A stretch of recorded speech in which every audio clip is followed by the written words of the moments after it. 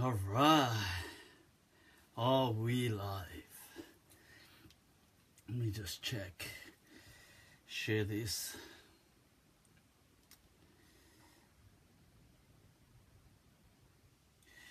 If it gets live, come on.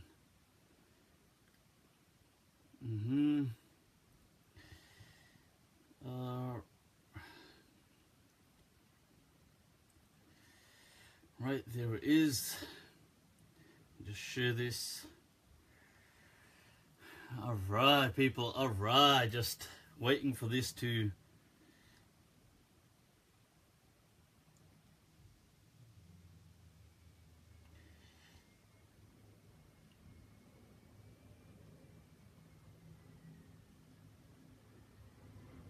Just sharing this. If I can... type. Alright, almost there.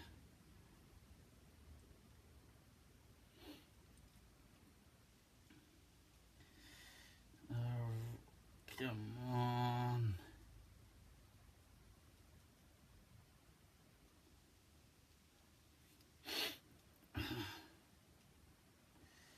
Right, so I believe we are live. That's what I'm talking about. So,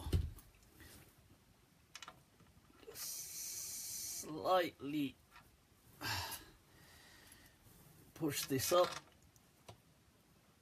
I don't, hopefully that should be okay. Alright, people, alright. So, inna alhamdulillahi wa kafah. والصلاة والسلام على رسوله المصطفى وعلى عباده الذين ارتضى ومن بهداهم اهتدى وبآثار أهل المدينة اقتفى وبعد فسلام الله على القوم. أهلا وسهلا بكم ومرحبا people و bienvenidos a todos mi gente. That's what I'm talking about. And swagatam. Right, so we've got Imam Zubair Yusuf Zai Saab in the house. Ahlan wa sahlan, Imam Saab. Ahlan wa sahlan. Harun Hid al-Maliki all the way from London. Doing it. People, ahlan wa sahlan, ahlan wa sahlan. Oh, my glasses. I left them here. My props. I wound up so many people, I think, with that. People are like... I love it. I tell you, I love it. There's nothing quite like winding some of these people up. It makes my day. Not this. Not my mini baseball torch. That's an awesome gadget, though. You gotta say, yeah. What? Right. So put that down. This thing. I'm not going to be wearing this today, but it's just in the background. So I thought whilst people are logging in, come on people, ahlan wa sahlan, click like, click share, get this out there. There's a very serious dars going down here, very serious dars, as you can see. Na'am, al-yawm. Come on, click like. You know what was hilarious was somebody said I recommended Malm to a friend who's never watched him, and I said tune in, he's an academic. So the person says he tuned in for the first time and saw this and he sent that back.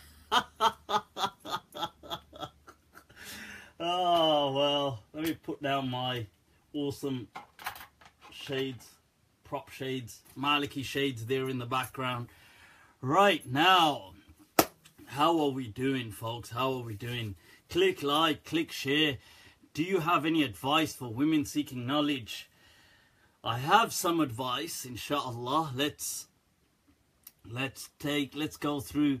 Need to punish some Muslims tomorrow. Whoa, punish some Muslim. Whoa, what's all this about?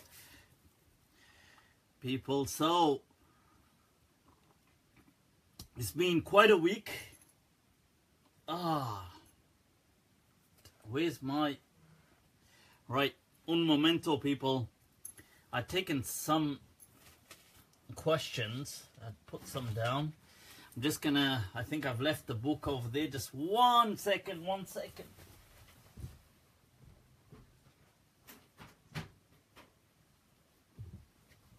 Yep, I'm back.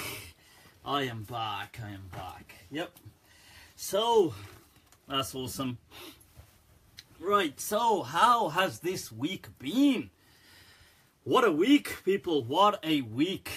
I'm telling you. A lot's been happening. Lillahi alhamd. So, great things.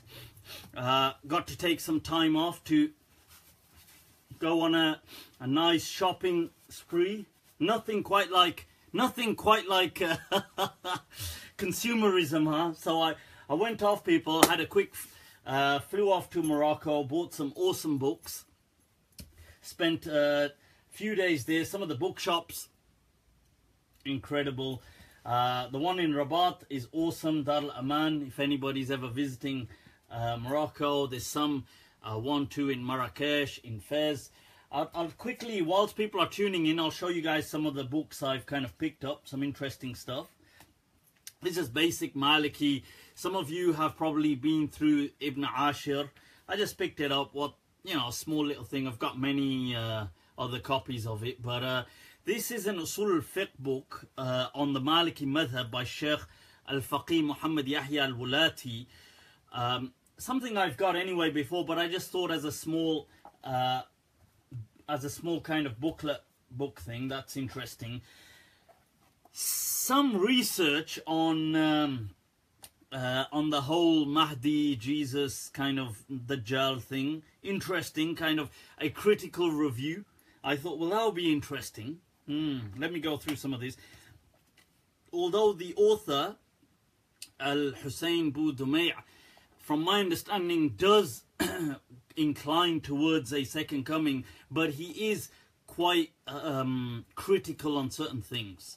So that I liked that. I thought, he's more transparent than your average kind of guy who's not a trans. Let me show you an example, people. Here is a chart that the author has provided of all the hadith regarding the Mahdi. As you can see, this is to do with there coming a rightly guided Imam. All of these that he put there are the al-ahadith al-da'ifa wal-mawdu'a, are all the fabricated and weak hadith regarding the Mahdi. Even though this person isn't necessarily, I don't think he shares my opinion on this matter, but still, it's interesting that he was at least transparent to say, well, really the only hadith you're looking at are of that nature. But anyway, I thought it's interesting. I'll kind of go through that. I picked up some commentaries on, there's a commentary on Mukhtasar Khalil, known as Jawahir ad-Durar, في حل ألفاظ المختصر by a Sheikh Abu Abdullah Shamsuddin, great Maliki scholar, At-Tata'i al-Maliki, who passes away in 942 Hijri, which equates to about 1535. So that's something I picked up. This is actually in 7, I believe, volumes. It's come into print recently. I believe last year it's been brought back into print. It's an awesome commentary on Mukhtasar Khalil. So that's the whole 7 kind of volumes of it. So, all right. So, here's another interesting commentary on the Risala of Ibn Abi Zayd al-Qayrawani. This one is done by the Sheikh Abu Muhammad al-Jazuli, the famous al-Jazuli, sometimes very popular. I mean, there are a few Jazulis, but he is very popular. So this commentary has just been brought into print, I believe, just last year, at the earliest, really. So it's something which, as soon as this is a new kind of print of it. Although I think there was some copies of it around a few years back, but they've kind of reprinted the whole thing. And I thought, well, I saw that. I thought that looks a bit interesting. That was in 4 volumes. So I thought definitely get my hands on that. This is an interesting book. It's basically a kind of comparison between the Hanafi student, Abu Hanifa student, Imam Muhammad, and his transmission of the Muwatta, and how it's had an impact, and there's a follow-up. So there's like an evaluation of his transmission with other transmissions, and also how because his Muwatta kind of varies a bit. It lacks about 700 hadith almost. But how his transmission went on to influence certain usuli positions. But I thought that's interesting. This is once again Maliki fiqh. Those of you who have heard of the Qurtubiyya, which is a poem by al-Faqih Yahya al-Qurtubi, this is a brief kind of commentary on it. A commentary is a stretch really, just an explanation of certain words. But I thought, interessante. Some hadithi stuff, I thought, well, why not? There's the ilal. Alright, people, the ilal, you know, the hidden faults in hadith. So this is by Ibn Abi Hatim al-Razi, who's asking this in 2 volumes, Kitab al-Ilal, where he's asking his father and Abu Zur'a al-Razi, 2 major scholars of hadith, on certain hadith that are problematic and things like that. And right, people, those of you who are into Maliki fiqh, alright, this is what I'm talking about. There's a book, this has been recently brought into print. It's Qalshani, Abu al-Abbas al-Qalshani, the Maghribi scholar who passes away in the 9th century Hijri. His commentary on the Risala. So I managed to get hold of this. This is in. It's on the Risala in. You're looking at it, people. You're looking at it. That's what I'm talking about. All those volumes right there. So that's, I believe, 8 volumes. Right, so some interesting stuff. Just put those down over there. Right, so as you can see, I've been busy with certain things. This is a book in strange hadith and the kind of problematization of them. So I thought, well, that'll be interesting, especially with a lot of the research I've got going on nowadays. And this was an interesting, this is an old book by al-Khatib al-Baghdadi on how riwayah is done. So these are all interesting and they tie into a lot of the research I've got going on. But some interesting things are worth sharing. Let me share some gems that I've been taking a look at some of these books. This is another book of Abu Hatim al-Razi. He's a great muhaddith scholar and hidden kind of defects of hadith. So let me, you see, here's a hadith. I'll share a gem with you. There's a hadith that Ibn Khuzaima has in his Sahih. And it's also transmitted by Abu Dawood from somebody called Kharija ibn Mus'ab, who transmits, and the chain goes on to Ubay ibn Ka'ab, that the Prophet said, Inna lil wudu'i shaytanan, that the wudu has a specific shaitan dedicated to it. And his name is Walhan. Fattaqu waswas al-ma. So be careful of this OCD kind of behavior with of waswas, these whispers. Now many people may have heard of this hadith. Okay. Now this hadith about there being a devil for wudu and his name is Walhan, they are all transmitted pretty much through this person, Kharijat ibn Mus'ab. And he is heavily criticized. So in this, the Ilal of Abu Hatim al-Razi, he speaks about this and he says that لا يصح في هذا الباب عن النبي الشيء وخارج ليس بالقوي عند أصحابنا وضعفه ابن المبارك. So there's nothing authentic in this entire chapter from the Prophet. So if you hear of a hadith saying that there's a devil to do with waswasa when you're doing wudu, beware of it. There's no such established hadith like that.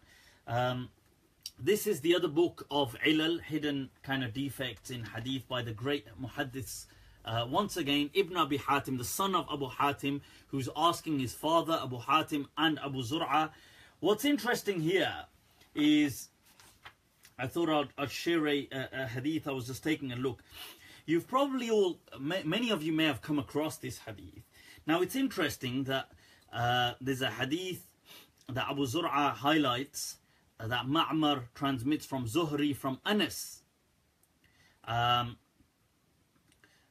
when the Prophet, so this is a hadith Zuhri is transmitting from Anas, that when the Messenger of Allah passed away, irtaddat al-Arab, the Arabs they became apostates, they abandoned the deen of Islam.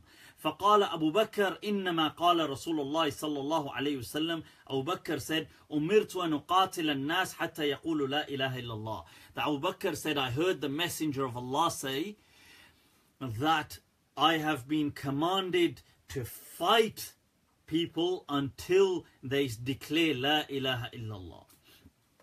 What's interesting is this is Zuhri transmitting this from Anas. Abu Zur'a then highlights that هذا خطأ. He says هذا خطأ إنما هو الزهري عن عبيد الله ibn Abdullah ibn Utbah.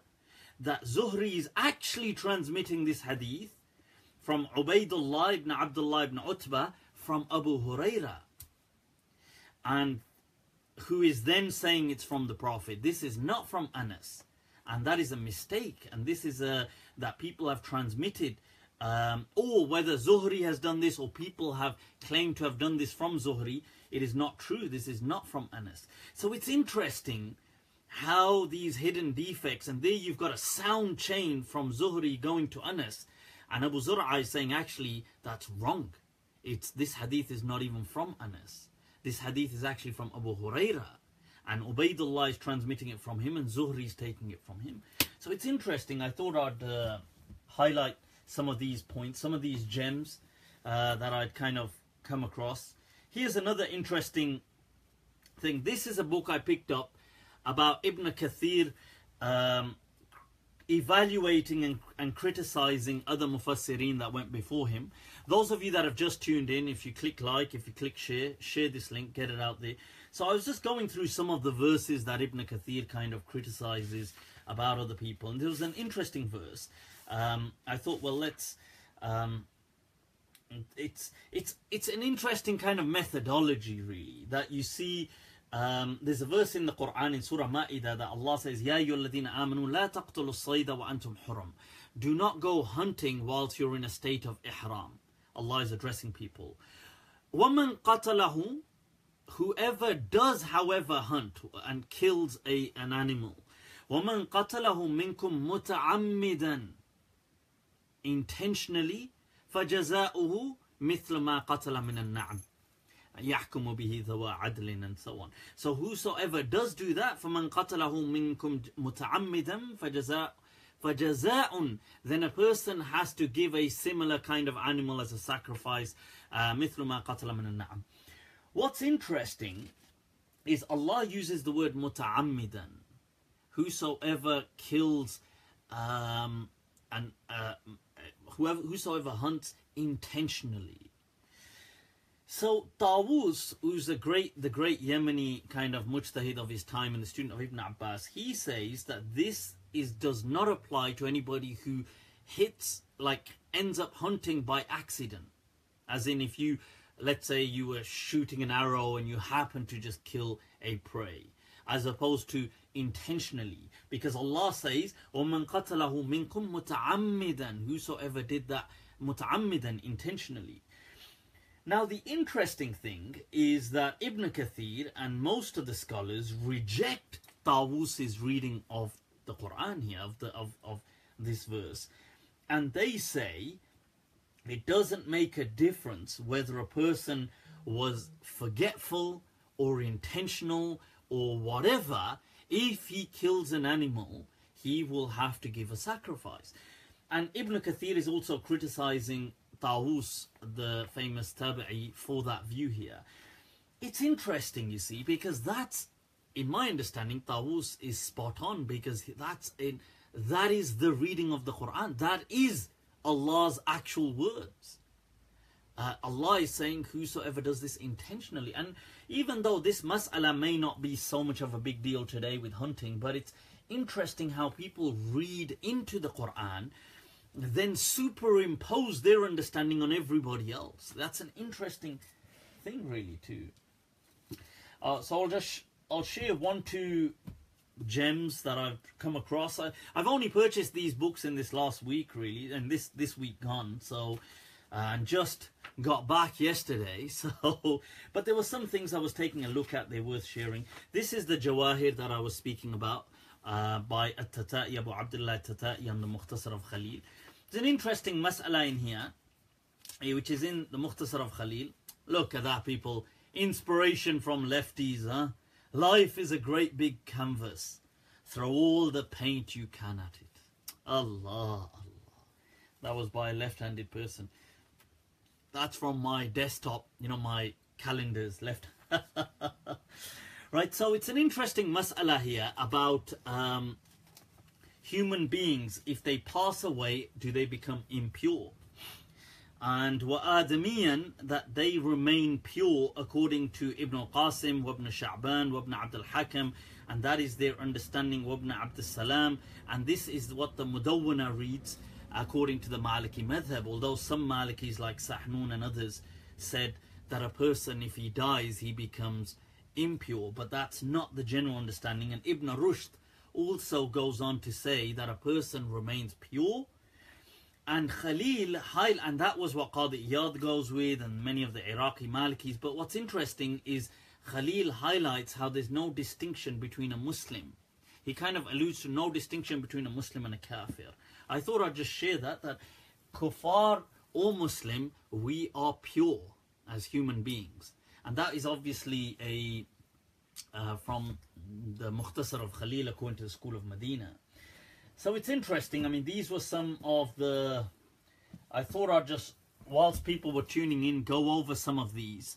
Ahlan wa sahlan, those of you just tuning in. Click like, share, get this out there, people. This is another copy of the Muwafaqat, a book on the objectives of the Sharia by the legend and Don, the Maliki Don from Muslim Spain, Imam al-Shatibi. His Muwafaqat, okay, the first real major book on the objectives of the Sharia, which was authored about 700 years ago. So I picked up a nicer kind of print. I have to say, I do like these creamy, yellowy kind of pages. They're soft. They're softer on the eyes. But here's something I thought is worth sharing.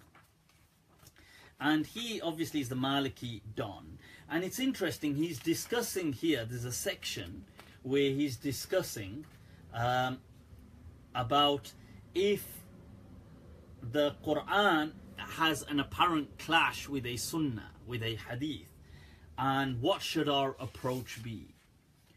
But it's interesting that he then highlights, he says that وَأَمَّا إِن لَمْ يَسْتَنِدِ الْخَبَرِ إِلَى قَاعِدَةٍ قَطْعِيَّةٍ. If this hadith does not fall back on a clearly established principle, a qat'i, a conclusively established principle of Islam, and then if it doesn't and it clashes with the Quran, فَلَا بُدَّ مِن تَقْدِيمِ الْقُرْآنِ عَلَى الْخَبْرِ بِإِطْلَاقٍ. There is no question that we give preference to the Quran. It's interesting. Right, so that's interesting how he speaks. But what's more interesting, Allah, you thought I was going to stop there.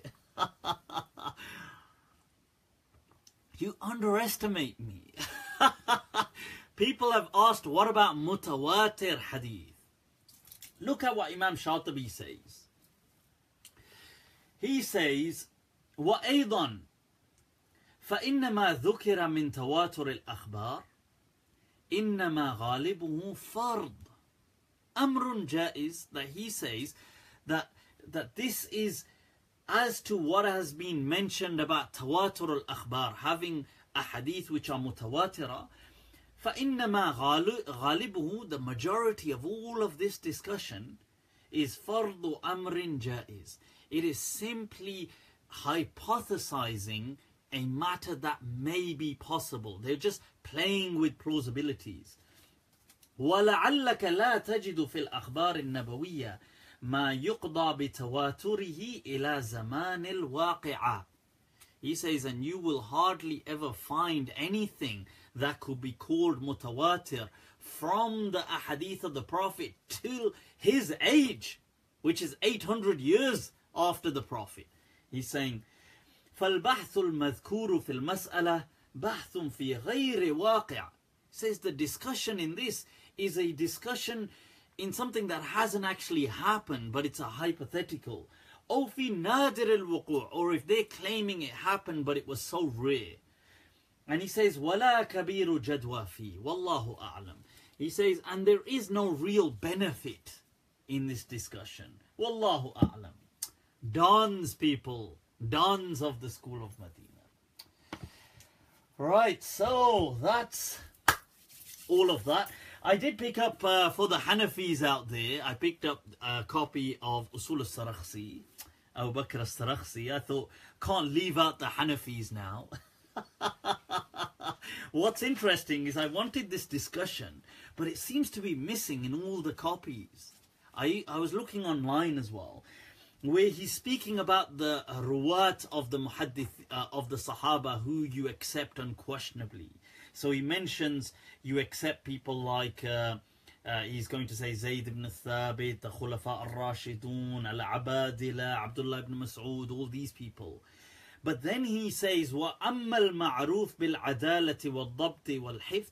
As to those companions who are known for memorizing and stuff like this, كأبي هريرة وأنس بن مالك عن رضي الله عنهما وغيرهما ممن اشتهر بالصحبة, and then all of a sudden the discussion seems to change. I mean, that's what it, unless people are claiming this discussion, because all of a sudden he's then talking about puberty and stuff like this, and something I'm missing in these texts. But it's interesting because the Hanafis are some of the early scholars who were very critical of a lot of the ahadith that were being transmitted in the name of Abu Hurairah radiallahu anhu. So I thought I'd get that, but it seems to be still missing. There seems to be a page that somebody has ripped out in that. But anyway, I thought I'd share that with you guys, some of the things I've been up to. How's it all going, man? Let me just check.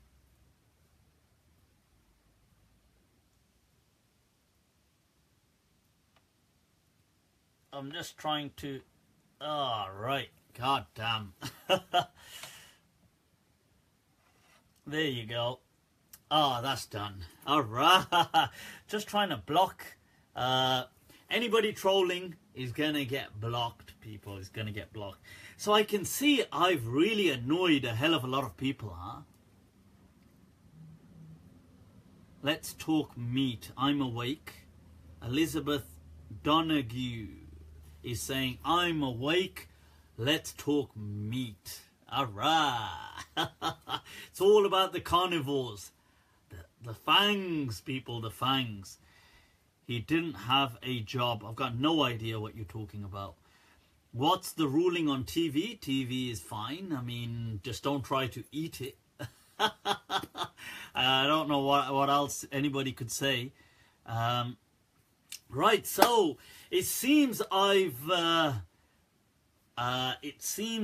upset a few people, as always. Do you know? Right, so guys, there's I think it's worth highlighting. Naturally, every week I'm upsetting some people, but that's just standard. I mean, would I, if if a week passed by and I wasn't upsetting people, I mean, is that even me? Am I even myself? Am I possessed? Allahu Akbar, Allahu Akbar. Somebody's asked a question. Feroz has asked a question. Do you believe in Dajjal? You know, this is an interesting question, because this question is built upon a presupposed belief. Okay, it's interesting because it's built upon a presupposition. Okay, because you are asking about something already having a belief construct. Whereas if I gave you a word of something that you've never heard of, let's say, or if I just gave you a term, let's say you have heard of it, but it's something like if I say, do you believe in the embezzler? Somebody who embezzles. Or do you believe in the, like, what are we talking about? Or do you believe in, so, you see, when you say Dajjal, you're not starting from ground zero. You're starting with beliefs that you already carry. I've told people before, Dajjal as the Antichrist is a myth. It does not exist in Islam. The word Dajjal does come in several hadith. They all, the hadith that it comes in, you've got, now how do you look at these hadith? I've told you before, this ties into the topic of Jesus, his second coming, the Mahdi, and this Antichrist, if that's what you want the term to mean at Dajjal, because Dajjal means deceiver. It could be referring generally, because in some hadith it comes on its own. My approach to this is any of these hadith that are linked to each other are all unacceptable. And that is clear. So there is no Antichrist that is coming, that is got this kind of devil child that is going to come and try people. And that is absurd, that God would test people like that. Because that, you see, that is to call God an unreasonable God. And a kind of sadistic kind of the God of the Old Testament, kind of this sadistic. So basically, Allah never gives you proof to believe in Him, but He tells you to just believe in Him based on reason and perception and look around. But then He sends a devil child, which has immense powers of defying the laws of nature and bringing the dead back to life and basically giving you proof. So God tells you, go look in the earth and look for proof about me, and then He sends a devil child who will show you proof, and then if you follow that proof, you get done. That has to be the most absurd that has to be the most absurd suggestion, that Allah is gonna say to you, look, follow me based on proof. That's like I say to you, right, okay, right, somebody's going to come to you and they're going to tell you that they're from me. And if they tell you to go with them, go with them. And then somebody comes and they take you, and then I say, but why did you go? You were supposed to know that that was a test. So this is absurd, right? You're supposed to believe based on your evidences. Then God sends a devil child who has all these evidences. And then, but if you follow the perception, what you're actually seeing is believing. Ver para creer en español. You know, seeing is believing. So you see this, you believe it, and now you get punished for doing that. That kind of a God is just a sadistic God who's just toying with people, just trying to torture them. It completely clashes with the concept of Ar-Rahman and Ar-Rahim. So no, I don't believe in these kind of things. You want to believe in them, you can believe in them. It doesn't bother me. People out there believe in the spaghetti monster and the bogeyman, and it doesn't bother me what people believe. But no, to me, Allah is not this kind of sadistic God who kind of toys with people and tricks them and tries to trip them up and stuff like this. Right, so that's not right. Okay, somebody's posted a link. I'll comment on that in a moment. So and anybody who's trolling, spamming, you're gonna get blocked. Right, so that's as far as, so the Dajjal, if you start from ground zero where you don't have a preconceived idea of the Antichrist, you will then look at these hadith and say, well, okay, anything that's linked with Jesus and this, they're problematic, and I'll show that in the future when I do my course on the second coming of Jesus being false. But the Dajjal hadith are either referring to the shaitan in some narrations where the Prophet has mentioned the term Dajjal, the imposter, the deceiver, who is the devil, is the deceiver. Or maybe because I find that hadith interesting, that a time will come that every prophet warned his ummah about this time where deception, the deceptive, will be so powerful. What is this deceptive? And that's just my take. I think maybe it's to do with that we are embarking on an age where the virtual is becoming imperceptible from the real, and it's becoming more real than the real. That's just my take. I don't say you have to take that. You can just chuck all of these hadith out, or you can just consider those to do with the devil, full stop. It's as simple as that. Right, now, right. I request you to study Maulana Maududi for good guidance. Yeah, sure, inshallah. If it's relevant, I'll listen to anybody. Right, now, I'm getting a lot of these questions. I don't know if Facebook has updated something, but I don't seem to. Is it possible to prove through empirical evidence that Allah exists? No, it's not possible. We can't prove that Allah exists. Not prove meaning empirically prove. Prove can mean, like you could say, the term prove or proof has a general understanding, and I suppose you can loosely use the term. Like, oh, I've proven this to you, by just debating it with you. I've proven. I don't mean in that kind of proof. I suppose you can rationally, I do believe that it's rational to believe in a creator. That's my understanding. I don't think it's an irrational belief or an unreasonable belief to hold at all. Now, as to can you empirically prove that there is a God? No, you cannot. Then it would be useless to have faith. And hence, these miracles don't work the way people want them to work, because then there would be no test of faith. It would just be empirical data.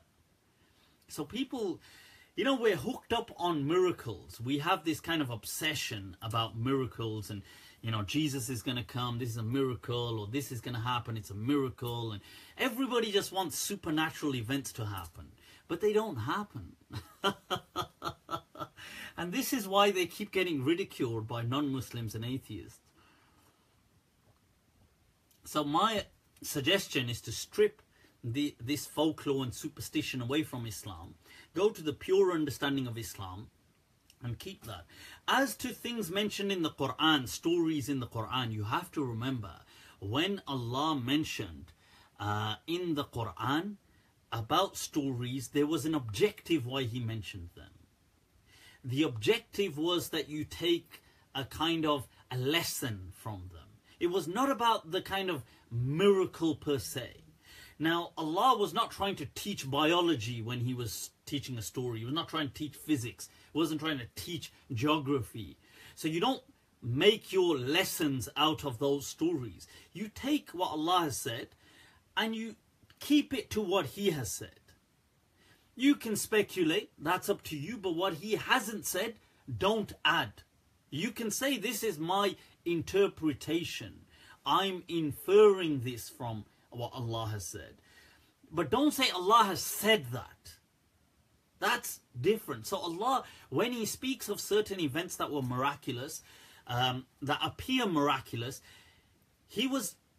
the purpose was, Allah was not mentioning much detail. He was just mentioning something. So let's give an example of, people have asked me the stick of Moses, Musa alayhi salam. And they've said that why, this, when he threw it, it became a snake. That's one way to read the Quran. But when you look at, you see, this throwing the stick occurs in 3 places in the Quran. Okay. Now, in one, it says, فَإِذَا هُوَ ثُعْبَانٌ مُبِينٌ. Whoa, it's a snake. But in the other, it mentions the same incident. فَهِيَ تَهْتَزُّ كَالْجَانِ. It is shaking as though it is a snake. So it's interesting now, in one verse, Allah says it as a snake. In one, He says it was shaking as though this was Musa's stick, as though it was a snake. Now, how you take this is up to you. Do you believe that Musa's stick, alayhi salam, became an actual snake? Many Muslims may believe that. One verse of the Quran clearly doesn't say that. It states that it was as though it was like a snake. Now, in my understanding, that it was not a snake. Okay, when he threw the thing, it was not a snake. But it was described as though it was a snake. And what was the purpose behind this? Because let's look at the objective of the Quran. Let me explain the whole story. You see, in the time of Fir'aun, magic was at its... Somebody's just laughing his head off. If you don't mind at least allowing me to finish what I have to say, you know, before you just continuously non-stop laugh your head off, right? So, in the time of Moses, magic was the thing. Okay, it was the thing. That these people, it was seen as the elite, that these people had these special powers through the gods. Now, I want you to understand something. How were the magicians pulling off their magic? Because Allah uses a similar kind of verse to describe their sticks. That وَسَحَرُوا أَعْيُنَ النَّاسِ, that when they threw the sticks, يُخَيَّلُ إِلَيْهِمْ, it would appear to people as though they were snakes. How was that happening? You know, if I throw a stick, it doesn't appear like that. So how was this happening? Now, many of the Mufassirin have written that they were using certain kind of compounds and chemicals. And many of the Mufassirin write that they were using things like quicksilver, like which in Arabic they call zibaq, like mercury. Now, these kind of things were reacting to heat. So hence in the Quran, when they say to Musa that we will have a magic showdown, they specify the time. And Allah quotes that in the Quran. They say, وَمَوْعِدُكُمْ ضُحَى, that you have to meet us that when it's early, just after sunrise. When it's early morning. So the sun is shining down. Now, was this just coincidental that they mentioned that time? Many of the Mufassirin say no, it was, in fact you can read up the Tafasir. They say it's because they needed that light to make the mercury react, the zibaq, which was in their sticks. So they would fill their sticks with certain things, and when they would throw it, how they exactly did this, I don't know, but this is what a lot of Mufassirin do write, that the chemical, the compound they had within there was reacting with the light. And that's why Allah mentions the light of day being important for them. Now, you see, when they threw their sticks, people get, because Allah says, وَاسْتَرْهَبُوا النَّاسِ, that people, وَسَحَرُوا أَعْيُنَ النَّاسِ وَاسْتَرْهَبُوهُم, people became frightened. That people had fear. That, whoa, they were terrified. That these are actual snakes. They thought they were actual snakes. Everybody accepts that their sticks were not snakes. We accept this, that the magicians, their sticks weren't snakes. Allah Himself says it. But the people, وَاسْتَرْهَبُوهُم, they were petrified, Allah mentions. وَاسْتَرْهَبُوهُم, from rahab, from to be terrified, because they thought they were snakes. Now, Musa alayhi salam is taught by Allah how they have done this. He is divinely taught. Now the thing is, the magicians didn't know, like outside their circle, nobody knew how they used to do that. People believed they were actual snakes, that they could turn them with the power of the gods, of the Pharaoh gods. But Musa alayhi salam is inspired and taught by Allah how these people are doing this trick. Now, Allah mentions that he is then told to throw his stick. Does he come across this compound, this chemical, does he come across this? Allahu A'lam, I would believe that he does. Allah teaches him these things.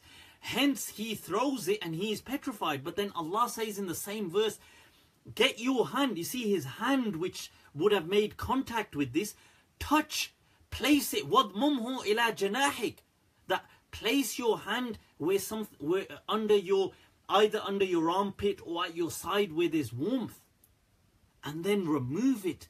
And it mentions that his hand lights up. And if you read what the Mufassirin say, they say it would tashi'u minhu ashi'a, that rays were coming out of it. And then Allah mentions min ghayri su', without there being any harm. Now, in this understanding, you see, there's the great Sufi scholar Muhyiddin ibn Arabi. Now, he says a similar thing.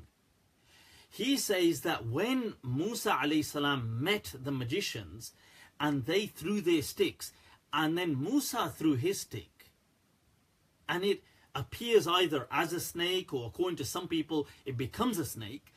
But Allah says that when he threw this, that فَإِذَا هِيَ تَلْقَفُ مَا يَأْفِكُونَ. تَلْقَفُ, it consumes. It consumes. Now it's interesting how you read. Allah doesn't say ta'kul, eat. Allah says talqafu, ma ya'fikun. Now it's interesting how you read this, because this can be read in two ways according to the Arabic language. Either it ate their sticks, that's one understanding, it ate their sticks, or the other understanding, it ate their lie. It exposed their lie. Now, Muhyiddin ibn Arabi, he highlights as well that if Musa alayhi salam threw his stick and his snake, just outperformed their snakes, then there would be no purpose to this. Because all that would prove to the people is that his magic is more powerful than their magic. So it reinforces a superstition. So all it takes now is another person to come and outperform Musa's magic. You see, because if what we're doing is, look, those people have brought falsehood. Which is more deserving of a prophet? To outperform them or to expose it as falsehood? So what Muhyiddin ibn Arabi highlights is that when he threw his stick exposed how they were doing the trick. So people, فَإِذَا هِيَ تَلْقَفُ مَا يَأْفِكُونَ, it consumed their trickery, their falsehood. And people realized that they don't have no power from the gods. That was just trickery. They were just bewitching us. They don't have any true power of the gods. Now you tell me which one of those two narratives befits the story. Is it one that Musa alayhi salam comes and outperforms them in magic? So he does a greater trick than them. This is to the eyes of the spectators. So they did a trick. Remember, the spectators think their snakes are real. Allah mentions that. They're petrified. They're terrified. They see the snakes and they think, whoa. Now Musa alayhi salam comes and performs a greater snake trick than them. This is to the eyes of the spectators. So they say, this is narrative one. They say, oh, we're going to go with him because his trick is better. That doesn't sound like a divine thing to do. That doesn't sound like, that just reinforces the narrative of wherever you see magic, just go with the stronger magic. Now, no, I'm not saying Musa alayhi salam claimed to do magic, but in the eyes of the spectators, because they're doing this for the spectators. Remember that they say we're going to gather people and do this as a show, as a display. So to the people, Allah mentions, the people see the magicians as real. And they see now Musa's thing as real.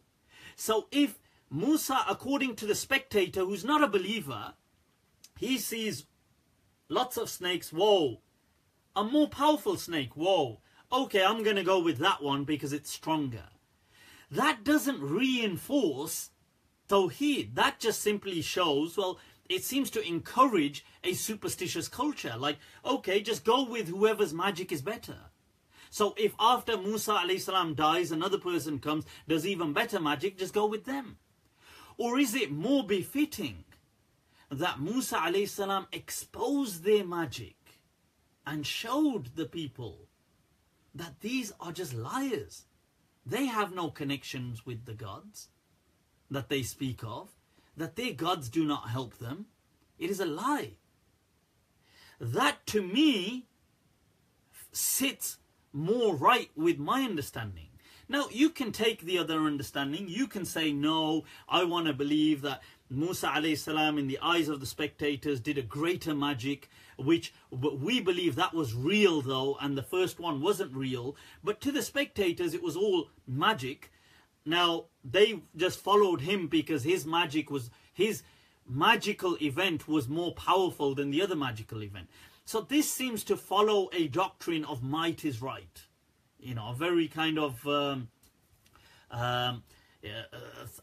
the argument of a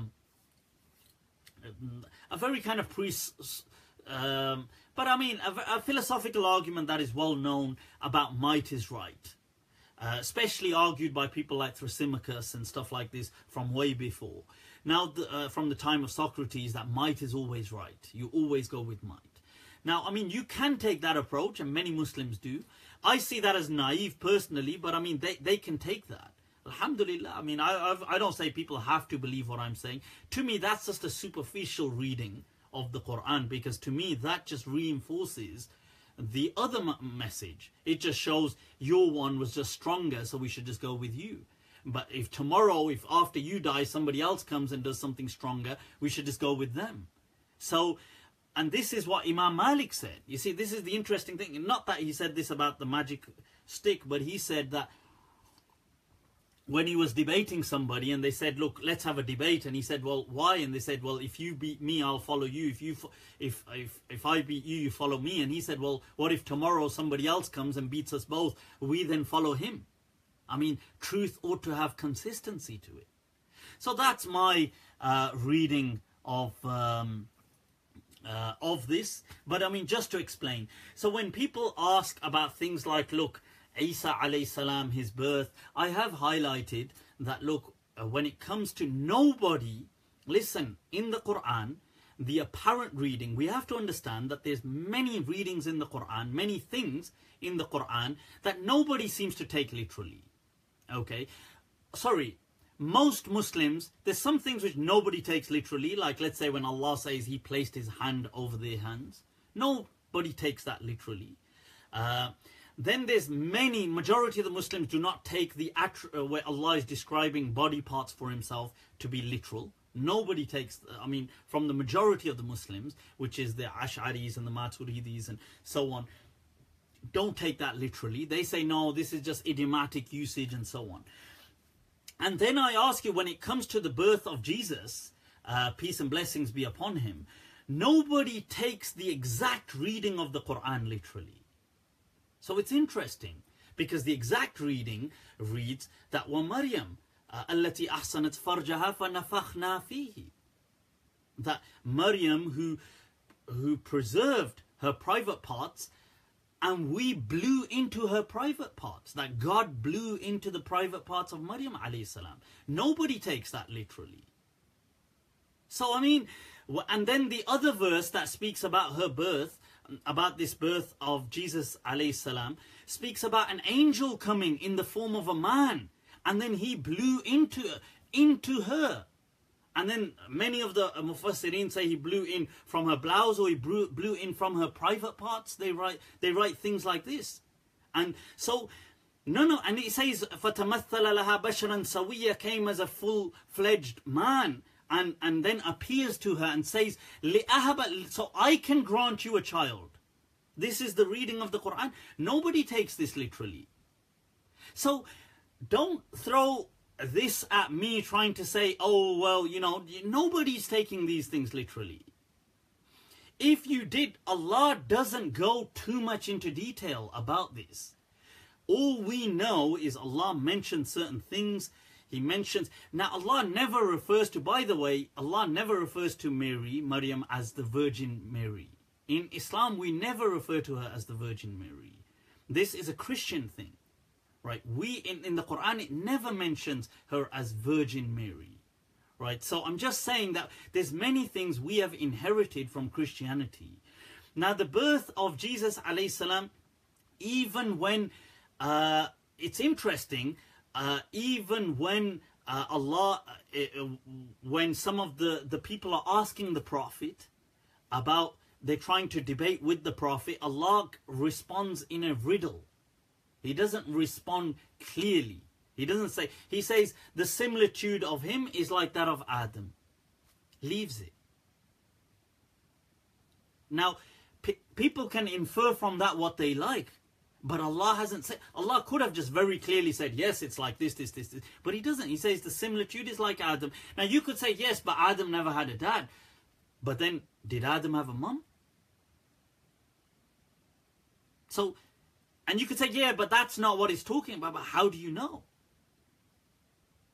Because Allah just responded in a riddle. He didn't respond with the exact verbatim thing. So the general understanding that Muslims have is that, okay, there was some miracle. Isa alayhi salam is born. The general understanding is that, okay, this is without a father. Now, from a scientific perspective, you would look at things like parthenogenesis, where a species does self-reproduce, and this does happen in several species, in certain lizards, in certain things. Up until just a few decades ago, we didn't even know that it ever occurred in birds, and it does happen, parthenogenesis, and that's a perspective that somebody could take. The main thing is that it's not something that was such a big deal. The interesting thing is that, look, whether Jesus was born of a father or wasn't born of a father makes no difference to Jesus' message, according to Muslims. It doesn't. The general reading of the Quran does imply that he was born without a father. That's the general reading, implies that. Although it doesn't say very clearly, explicitly, it implies that. Now, it makes no difference in Islam to this miracle, let's say, impacting his message in any way, contrary to what Muslims are making of it today. And what's interesting is Christians themselves, the early Christians, didn't believe that Jesus was born miraculously. That's interesting. It was only 200-300 years after Jesus that this became official doctrine. So St. Paul, the Pauline church, and all these people did not claim, Matthew in his gospel does not claim that Jesus had some miraculous birth. And what's interesting is the Jews never accused Mary of adultery. Not in her time, not in Jesus's time they didn't, that I'm aware of. And neither do the Christian sources mention this. The Gospels don't mention that she was ever accused. If she was accused, they would have killed her. There's no two ways about that. Mary was such a weak character in front of the Jewish council. They would have killed her. They killed Jesus, or allegedly they tried to kill Jesus, and he was a man. A woman, if they wanted to kill a woman, it was nothing in that day and age, in that kind of a patriarchal society. So it's interesting. So I would say that, look, where Allah hasn't addressed things, we leave them. We just focus on the message. Right. So yes, now that is true. Somebody has mentioned, she says, وَلَمْ يَمْسَسْنِي بَشَرٍ, but then that's, you see, there's 3 women in the Quran who are mentioned like this, that they're given glad tidings. Now the wording is a bit different, but Ibrahim alayhi salam's wife is given the similar glad tiding, that when she's at such an old age and she says, how can I have a child when I'm at this old age, but she still goes on to have a child. Zakaria,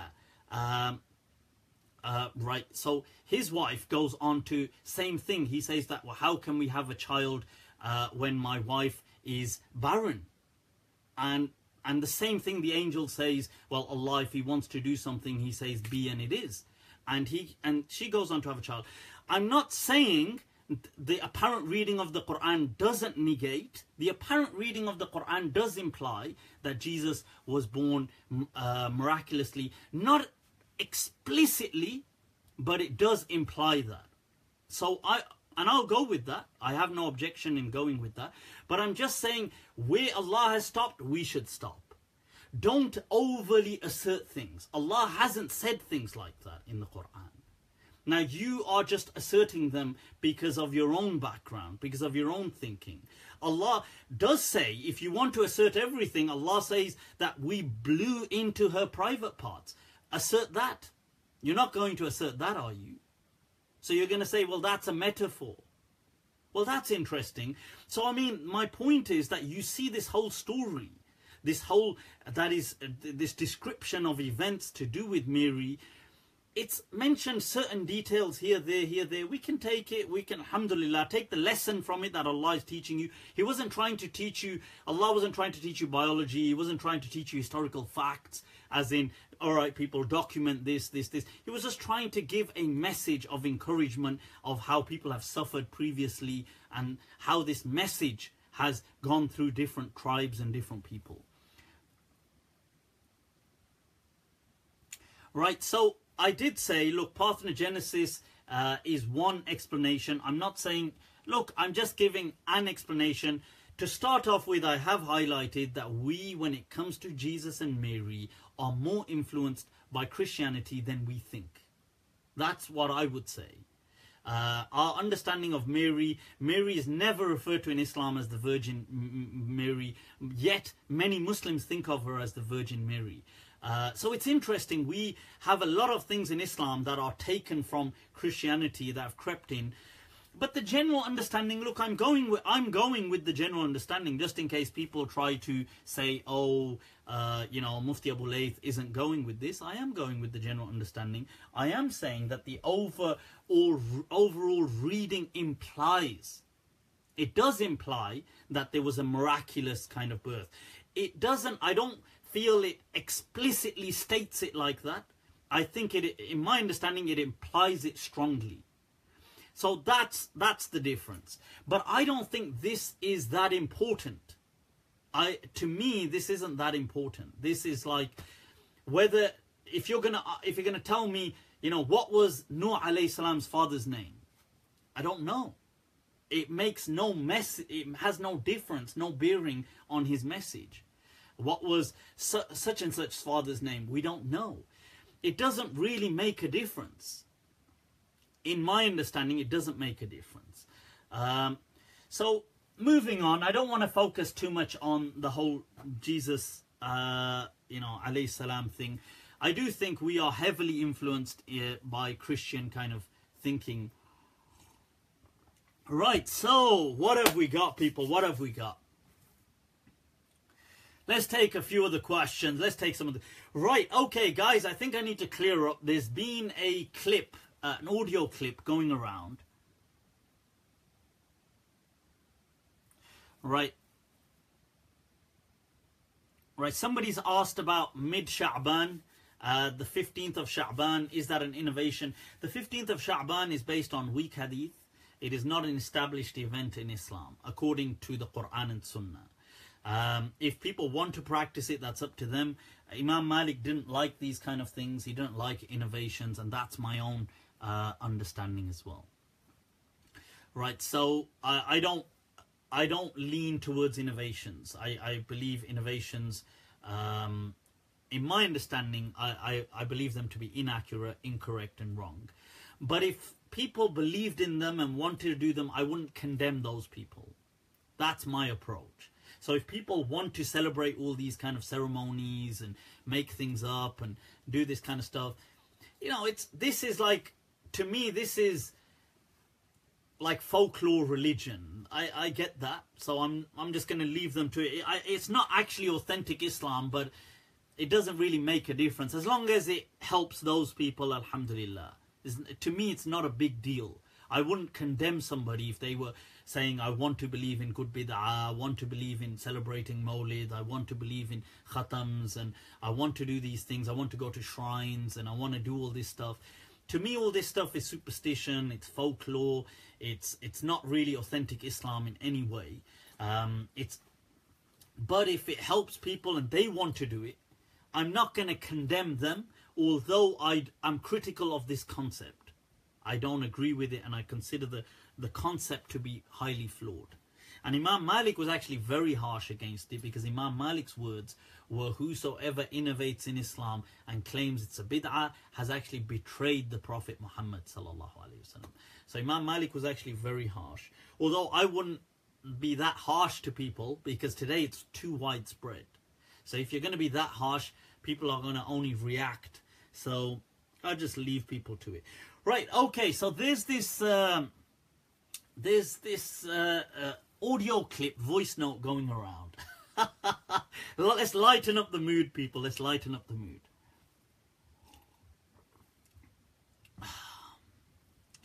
Are you encouraging men to dress like... I can't even see the rest of what you're saying. Muhammad Saad, get a life. People need a life, seriously. I wonder what it's like. I mean, actually, I'd be terrified to wonder what it's like to be in, in the lives of these people. The world must just be so miserable. Speaking of miserable people, there's an audio, there's a voice note, an audio kind of recording of me being shared, where I'm criticizing the Deobandis. So I thought, okay, I've got to speak about this since it's viral on some groups. So basically, what this is there's some guy from Canada, I think. I can't even really remember his name, to be honest with you. Some miserable loser, whoever he is, right? Old guy, I think, old age, probably like maybe, I don't know, I can't remember, maybe approaching his 50s or something. But some guy who a few years back was very friendly. He'd kind of like got in touch with me on Facebook and supported some of my stuff, must have, for me to have been in touch with him. And then he discussed certain things with me through Facebook Messenger. And me, I have a habit, I send voice notes a lot of the time. So he obviously now becoming a passionate hater of mine. Some of these people, when they become haters, somebody commented on one of these things that they're hurting like an ex. And that is so true. They become obsessed with me. Man, I don't understand what I've done to these. I'm thinking, for God's sake, whoa, it's a good thing it's a man. If it was a woman, then there would definitely be a scandal. So this guy, what he does is he gets my video, my audio, these kind of voice notes, pieces them together, and he shares them now. Recently, I think last week, they've been going around on clips. So this is probably a few years. This must be a few years old. So I think this is like from... Because I listened to the voice note and it spoke of an event in 2016. So it must be from 2016. Now, first of all, apart from the fact that I think whoever you are, like whoever these losers are, I think that's a very low blow anyway. That, you share things which are private conversation, but put that aside. Okay, fine. You want to share it, share it. But I think that in itself describes your character. That, that's a great character. Right, so the thing is, now, put that aside. In this audio clip, he's put my messages together. So I had a listen, and you can hear the interruptions, and you can hear him typing, and I'm responding, and you can see that the clips, kind of several clips put together, because the audio recordings only allow up to 60 seconds. So he's kind of like, he's had them all kind of patched together. And it's probably about 4 minutes long or something. But in it, I'm highly critical of the Deobandi kind of movement within the UK. And there's nothing, and these people are sharing this on all these WhatsApp groups. So I've had people send it to me, say, oh my God, I openly say this stuff. You're underestimating me. That ain't a scandal. If you want a scandal, come ask me if you're stuck on scandals. This ain't no scandal, for God's sake. Of course I think the Deobandi cult in the UK is a cult. Of course it is. Not every Deobandi is like that. I accept that. And many Deobandis I respect. But the movement as a whole in the UK is a cult. There's no two ways about it. I mean, it doesn't mean I don't like several people and I'm friends with them. I openly say that they're mafioso. So in this clip, I'm saying that they're mafioso. They kind of emotionally blackmail their followers, which they do with all this Hazratism and, oh, if you do this, this is it's going to be haram, or you're a kafir, or if you don't do taqleed, if you don't follow us like this is haram, you're going to go to hell, you're going to burn in hell over this. If a woman travels 48 months, she's going to burn in hell. If a woman cuts her hair, she's going to burn in hell. If all this nonsense that they go on about, nothing but utter nonsense. And when it comes to justifying their own statements of their akabir of Deoband, they bend over backwards and do like 10 backflips just to make sure their own imams are okay. You know, it's like I quoted last week Qasim Nanotwi Sahab saying that there can be another prophet after the prophet, but they'll defend that. They'll quote Rashid Ahmed Gangohi using disrespectful words towards the Prophet, but they'll justify that. But when it comes to 48 miles, a woman can't go, God forbid that they should show any leniency or any ease to make life easy for people. Nothing but utter control freak mentalities these people have got, insecure. And I'm being honest, I say this stuff openly. You know, these people are sharing this clip of mine as though I'm going to be like, oh. I say this openly. And I say on there that these people will not be the future of Islam in the West. And you can mark my words, people. I tell you, wallahi, I can swear by Allah that what the teachings I'm giving you today about this deen being built on reason, in 2 generations to come, this will be the main understanding of Islam in the West. But you wallahi, mark my words.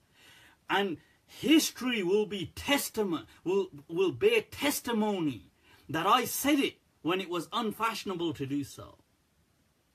The difference, that's the only difference. I'm saying these things when it's unfashionable to do so. And history will bear testimony to that.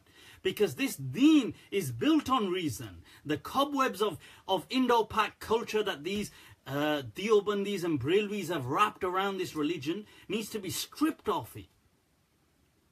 Otherwise Islam will fall, it will collapse. It will be decimated by atheism. Decimated. They can't, these Deobandis and Brelvis and people can't stand up to atheism. Wallahi, I say that you could get one, forget that. Somebody like just knowing the basic arguments like me, I could easily destroy their iman. Like that's how easy it is. Just some of these arguments, and this isn't a fraction of what atheists are showing on their websites and on YouTube.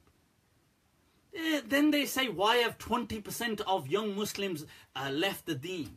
I say this openly, there's no way in Britain that the future of Islam here lies with the schools like of the cults of Deoband. Never, ever. Yes, I believe that the Deoband school or cult will exist, will continue to exist. I don't think it will die down, but it will remain an isolated, very kind of pocket community. In the years to come, their own children and the children of their children will forget renouncing their cult, will renounce Islam. So I'm being very open about these things, and this doesn't just apply to Deobandis, it applies to anybody with this cultish mentality. This is going to go. It has no role in the future of Islam, especially in the West and especially in Britain. So that's me just being honest, okay? And look, the Tablighi Jamaat, somebody said, what about the... I'm not saying that none of these people haven't done great things. They've done great things. Even in that audio clip, I mentioned that, look, many of my ustads are Deobandis. I mentioned that I have love and respect for many of these people. I mentioned that they've done some great works. And I acknowledge, and I will credit where credit is due, they've done great things. But the harm they're now causing in the UK with this kind of, this version of Islam that belongs to the colonial age, right? And India, colonial India, does not belong here. So it's making Muslims suffer. So that's what I'm kind of highlighting. And I mentioned on there about them being homophobic. Now, the background to that was, during that, when in 2016, I was on this particular WhatsApp group of Deobandi young graduate ulama up and down the country. Somebody added me. I hate these groups, but they added me. And I made the mistake of staying on for a while, because I only get annoyed with these groups. And they kind of put me on this group, and they started discussing these things on this group. All these kind of things, and somebody ended up discussing homosexuality, and these are all ulama, maulanas, young maulanas, obviously much younger than me. They're probably in their mid-20s, they're freshly graduated, and there must have been about 50 of them, or under 50, maybe about 40 to 50 on this group. Now these people, the hatred that they were carrying, so somebody discussed about non-Muslims being homosexual. And these imams were saying things like, oh, the way you have to deal with them in Islam is we stand 10 feet or 2-3 meters away from homosexuals, and we do this and we do that. And I just said, look, listen, guys, look, I get the fact that this is haram in Islam. But why are you guys being overly, insecurely homophobic? What's this like, we have to stand 3 meters away from them, and you guys are imams and you're teaching this to Muslims. If that's their way of life, what Imam Malik said. Imam Malik said when he was asked about incest, if that's their way of life, that's their way of life. We leave them alone. If non-Muslims are homosexual, then homosexual. It's none of our business. You don't need to get so insecure about them being homosexual. You need to stand 3 meters away from them because this is what Islam teaches us. No, it doesn't. Islam doesn't teach you that. Why are you lying? Why you lie? This is the thing. That why are you lying? You guys, this is poor scholarship. Poor scholarship. So that was my comment when I mentioned in this voice note about them being very homophobic. So they got upset when I criticized them. Then I left the group. Alhamdulillah. Alhamdulillah. But I tell you people, seriously, this is the kind of bigotry that we find sometimes. And you know, hate is found amongst all people, but some of the worst kind of hate is found amongst people of religion. And it's unfortunate because the messenger of Allah came rahmatan lil alamin. And the messenger of Allah sallallahu alayhi wasallam said that I have been sent to perfect human character. Sallallahu alayhi wasallam. And yet we find, and this is in different communities as well. You'll see, I just saw this clip a few days ago about a Hindu festival going on in India, and you've got all these people outside a mosque because it's I forgot which festival it was. It was a particular festival dedicated to Ram, and they had bricks and they were bricking a masjid, hailing, yelling, like Shri Ram, Shri Ram, and they're yelling Shri Ram, and they're kind of like stoning and bricking a masjid. It's like, what the hell is wrong with you people? Why do you have so much hatred? Like, I don't get, like, you see, this is what in the name of Ram. Now, I'm sure Ram, by their own writing, by anybody's understanding, would have been a person of upstanding. He would have been a person of good character. He would never have been happy with this kind of behavior. You know, yelling Shri Ram, and stoning a masjid, bricking a masjid, throwing bricks at Muslims, and what is this? And Muslims, they're no less. That when they come onto this, you know, this is no different. You know, this last week, check this out, people. I had, in my understanding, it was done by Muslims. They reached out to the Daily Mail. Check this out. The Daily Mail, a right-wing, bigoted, fascist, Islamophobic newspaper. They reached out to them to gun for me. Can you believe this? So I've seen that basically and this, my understanding was this was done by Muslims. That Muslims who took a disliking to me, they found out that there's 1 or 2 Sharia councils in the UK that take a liking to some of my rulings. That my rulings on saying things like that, condemning emotional abuse. Because I've said very clearly that if a woman is upset in a relationship, she has every right in Islam to leave that relationship. Whether the husband is happy or not, she has that right. And this is her right that Allah has given her. Nobody can take that from her. I have given that fatwa. I have given that ruling. Emotional blackmail is haram. I have given the ruling that if a person is upset in a relationship, right, man or woman, they have the right to leave it. Just because she's a woman, you can't hold her in religious marital captivity. You can't hold her. I've given this ruling. If a person took another wife, now there is this thing that somebody asked me as well, that look, in Islam, does the husband have to inform? Now generally there isn't an obligation, but if a person did have another wife, and I'm not down with all these kind of like secret kind of marriages and stuff, but if a person, let's say it wasn't a secret marriage, let's say it was an open marriage, a person took another wife, the first wife has the right to say, I'm not happy, I'm leaving. She can apply for a talaq, and a talaq must be granted. And I've given these rulings. I've given the rulings that it's haram to marry anybody underage, any child in Islam, it's haram. I've given these rulings. And 1 or 2 Sharia councils in the UK, alhamdulillah, have taken a liking to some of these rulings and have acted, have kind of incorporated these rulings. And I wish all of them, I wish not just these Sharia councils, these masjids, all Muslims incorporate this. But just because of this, my understanding is some Muslims they got the fact that, okay, because normally Sharia councils have such a bad reputation, they basically tried to get the Daily Mail to come for me, that I'm influencing some Sharia councils, and Sharia councils are obviously notorious, and me, I've got a criminal past or whatever, and in the past I've been to prison or stuff like this. What the hell? Like, this is Muslims doing stuff like this.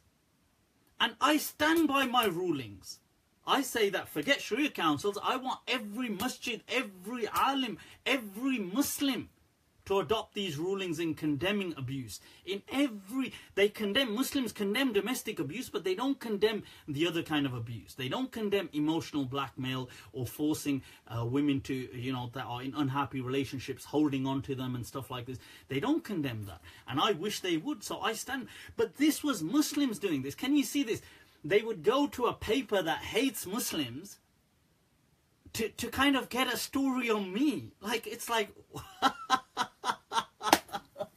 This is the kind of bigoted, religious bigotry I'm talking about. It's amazing, subhanallah. So this kind of stuff, you get this stuff. But I mean, it's interesting. And these people, and some of these people who hate me so much, I don't even understand why. I don't even understand why, because at some point they were like, they must have been in contact with me.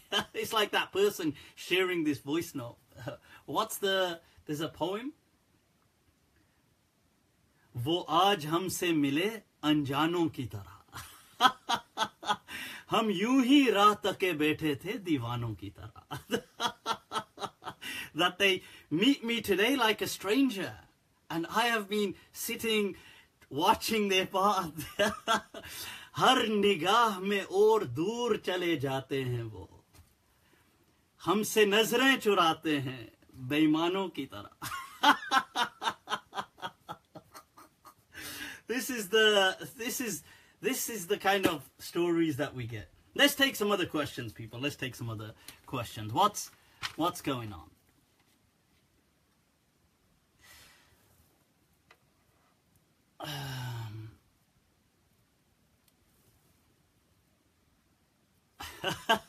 Oh, Doc Imran is in the house, people. Doc Ustad.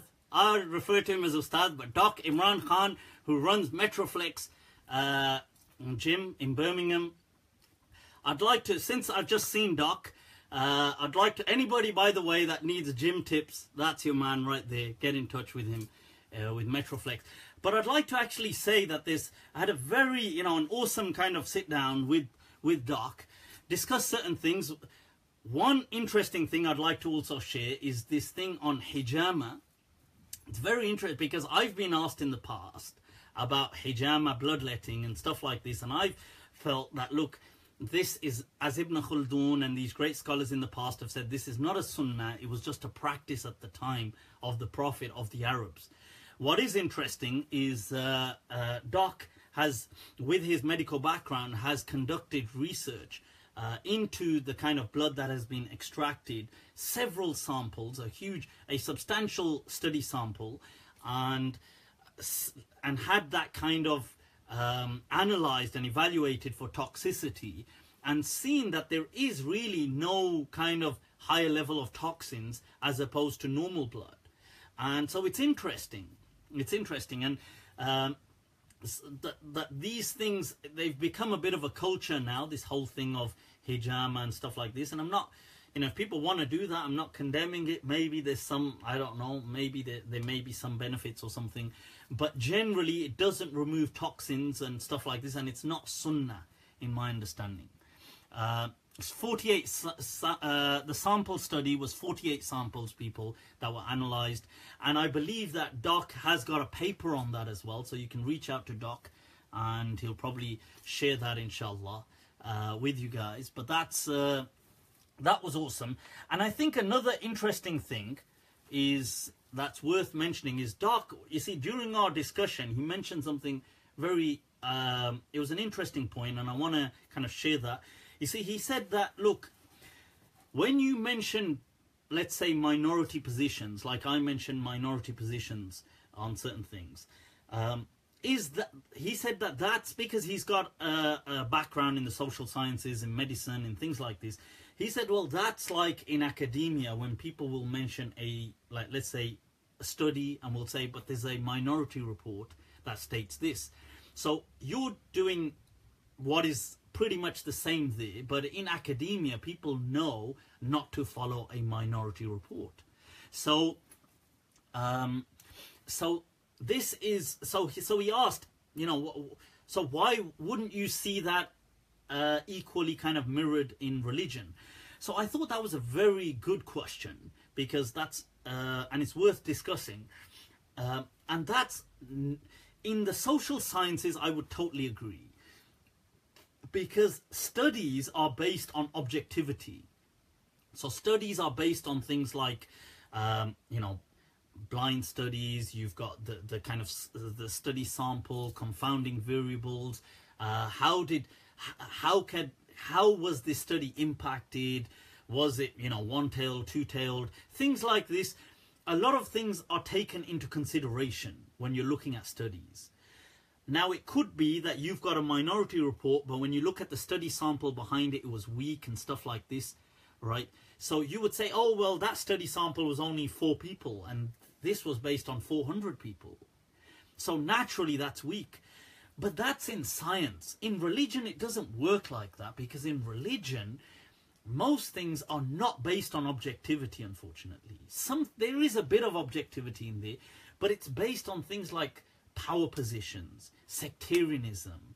It's based on getting control, on claiming this to be that you are carrying out the work of God. You see, it's not to do with that kind of, people of religion claim things. They don't claim, they do. They say, God, I am carrying out the work of God here. So it's not the same as the social sciences, or as when you're looking at minority reports. Here, in religion, how something became minority majority is not based on the study sample, or whether it was qualitative or quantitative data, or whether it was a double-blind experiment, or whether it was one-tailed or two-tailed, or the confounding elements. It's based on how it got a democratic following. How did more people end up following this? And that is usually to do with power positions. People, they got in positions of power. They influenced things, usually through politics or through other kind of power positions of social structure. It's not to do with the evidence. So, for example, the Hanafi madhab spread, not because people said, I know the Hanafi madhab is so strong, and this isn't an attack on the Hanafi madhab, but I'm just being honest. It spread simply because Abu Yusuf became the supreme judge of the Muslim world and appointed Hanafi judges everywhere. So people just became Hanafi. Prior to him taking up that position, Abu Hanifa was actually, in fact, I'll read out to you, check this out, people. I'll read out to you a quote which will shock you.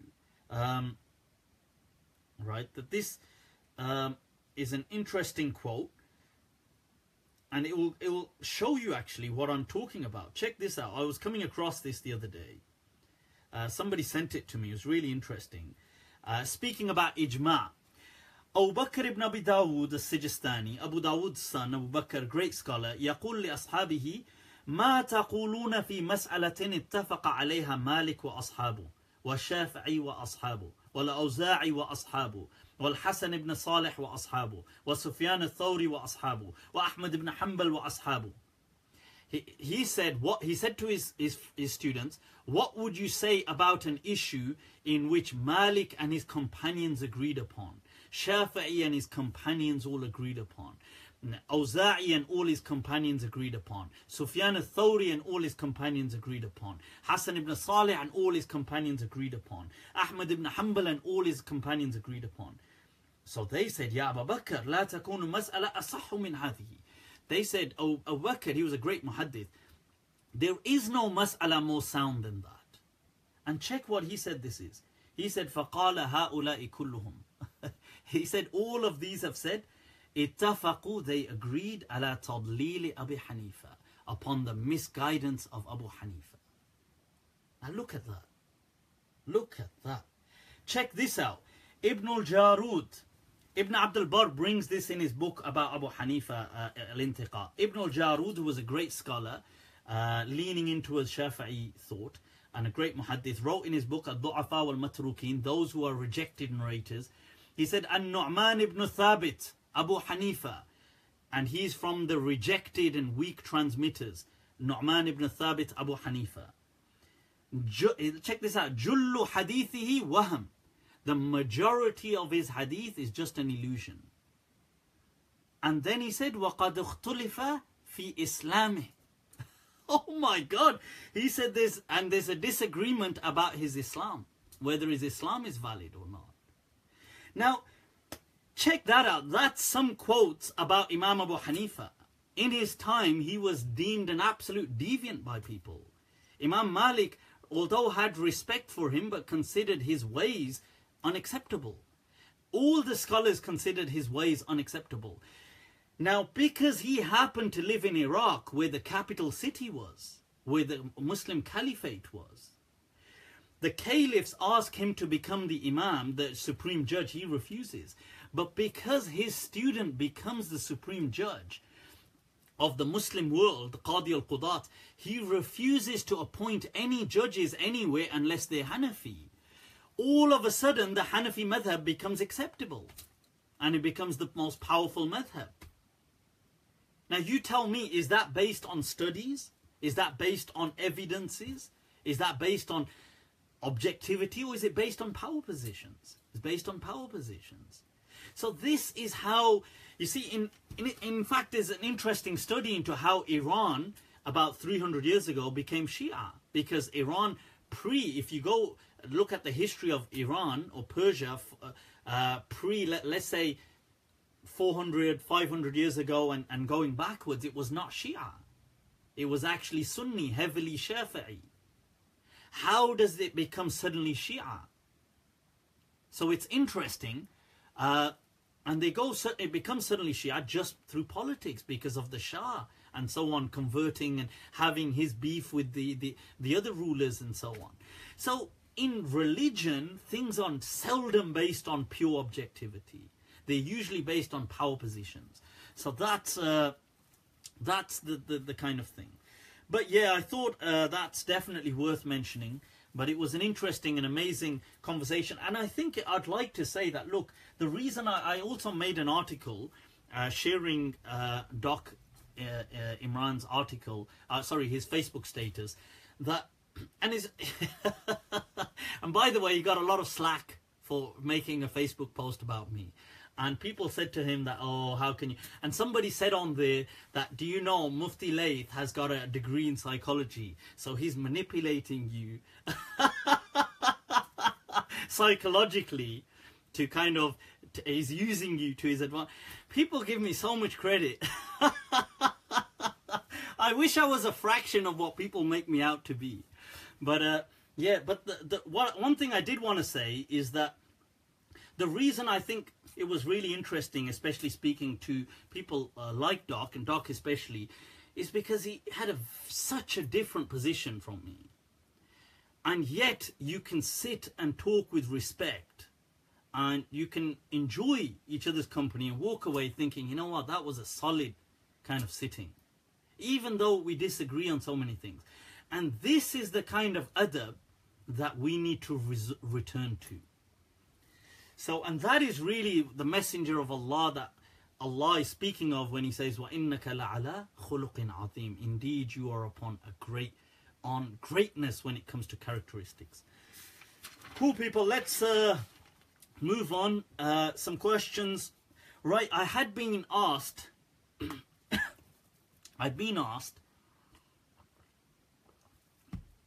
about a hadith of Khuzaima ibn Thabit radiyallahu an.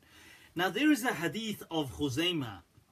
I do not believe this incident to be true.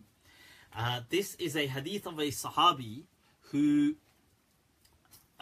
it's basically where the Prophet is saying that Khuzaima's testimony is worth 2. Now it's interesting. Now I need you to take a deep breath, because it's not... Now I'm going to tell you where this hadith comes and what is the issue and which ones are acceptable. Now this hadith does come in Bukhari, and it comes in the Musnad of Ahmad as well, in 2 places. It is transmitted by Ibn Shihab Zuhri. Most of these narrations all come through Ibn Shihab Zuhri anyway. Right, now there's 2 narrations that come in Bukhari that speak of Zayd ibn Thabit saying that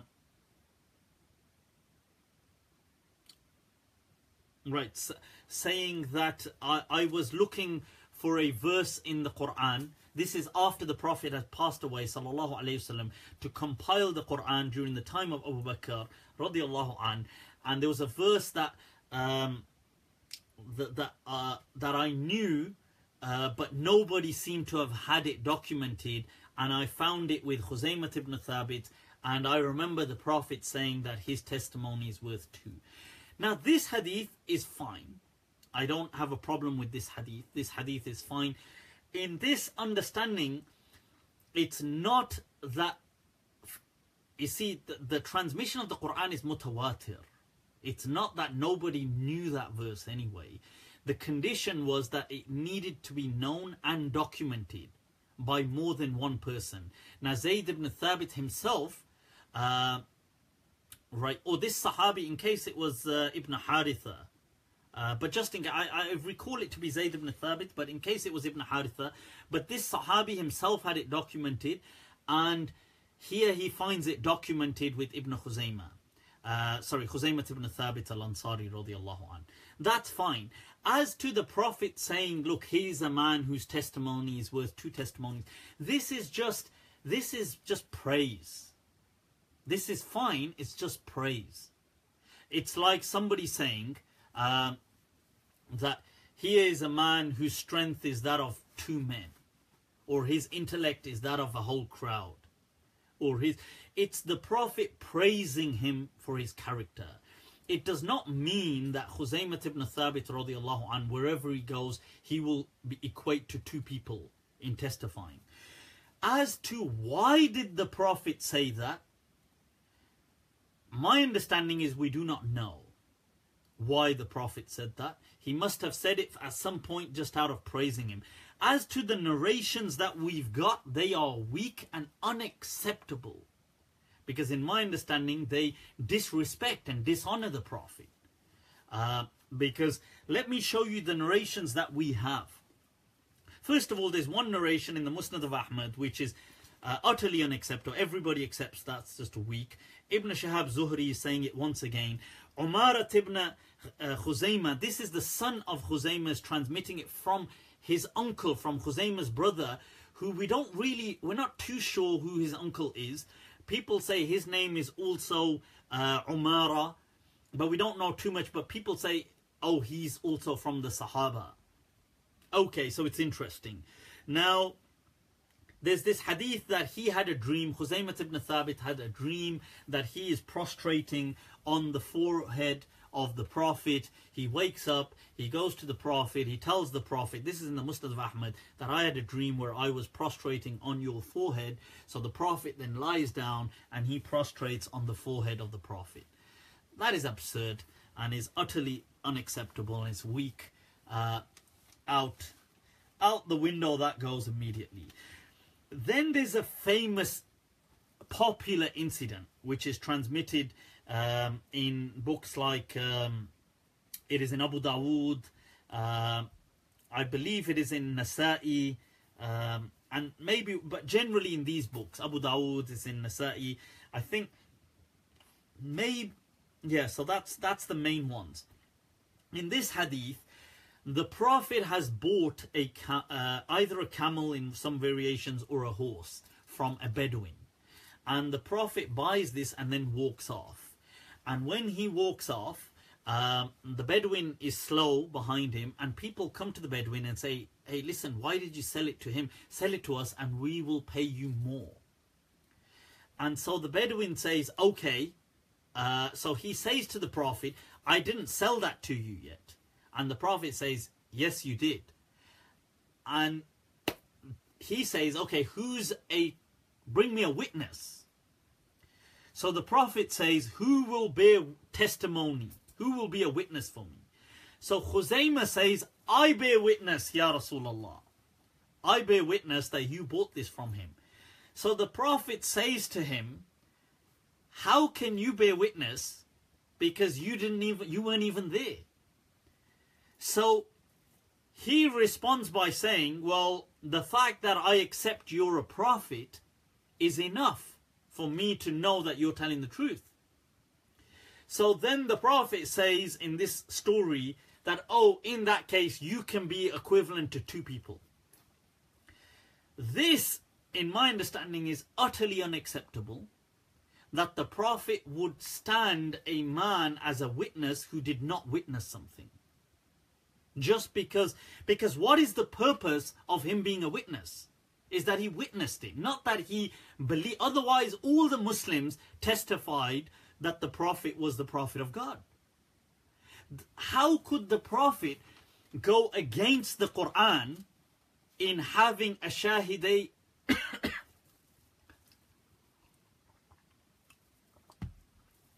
The way Allah says that you must have a shahada bil qist, that it must be just, wa i'dilu walau ala anfusikum, that you must be just in testimony. You can't have to say that, well, oh, you're a witness just because you accept me as the Prophet. this is, to me, this is kind of blasphemous.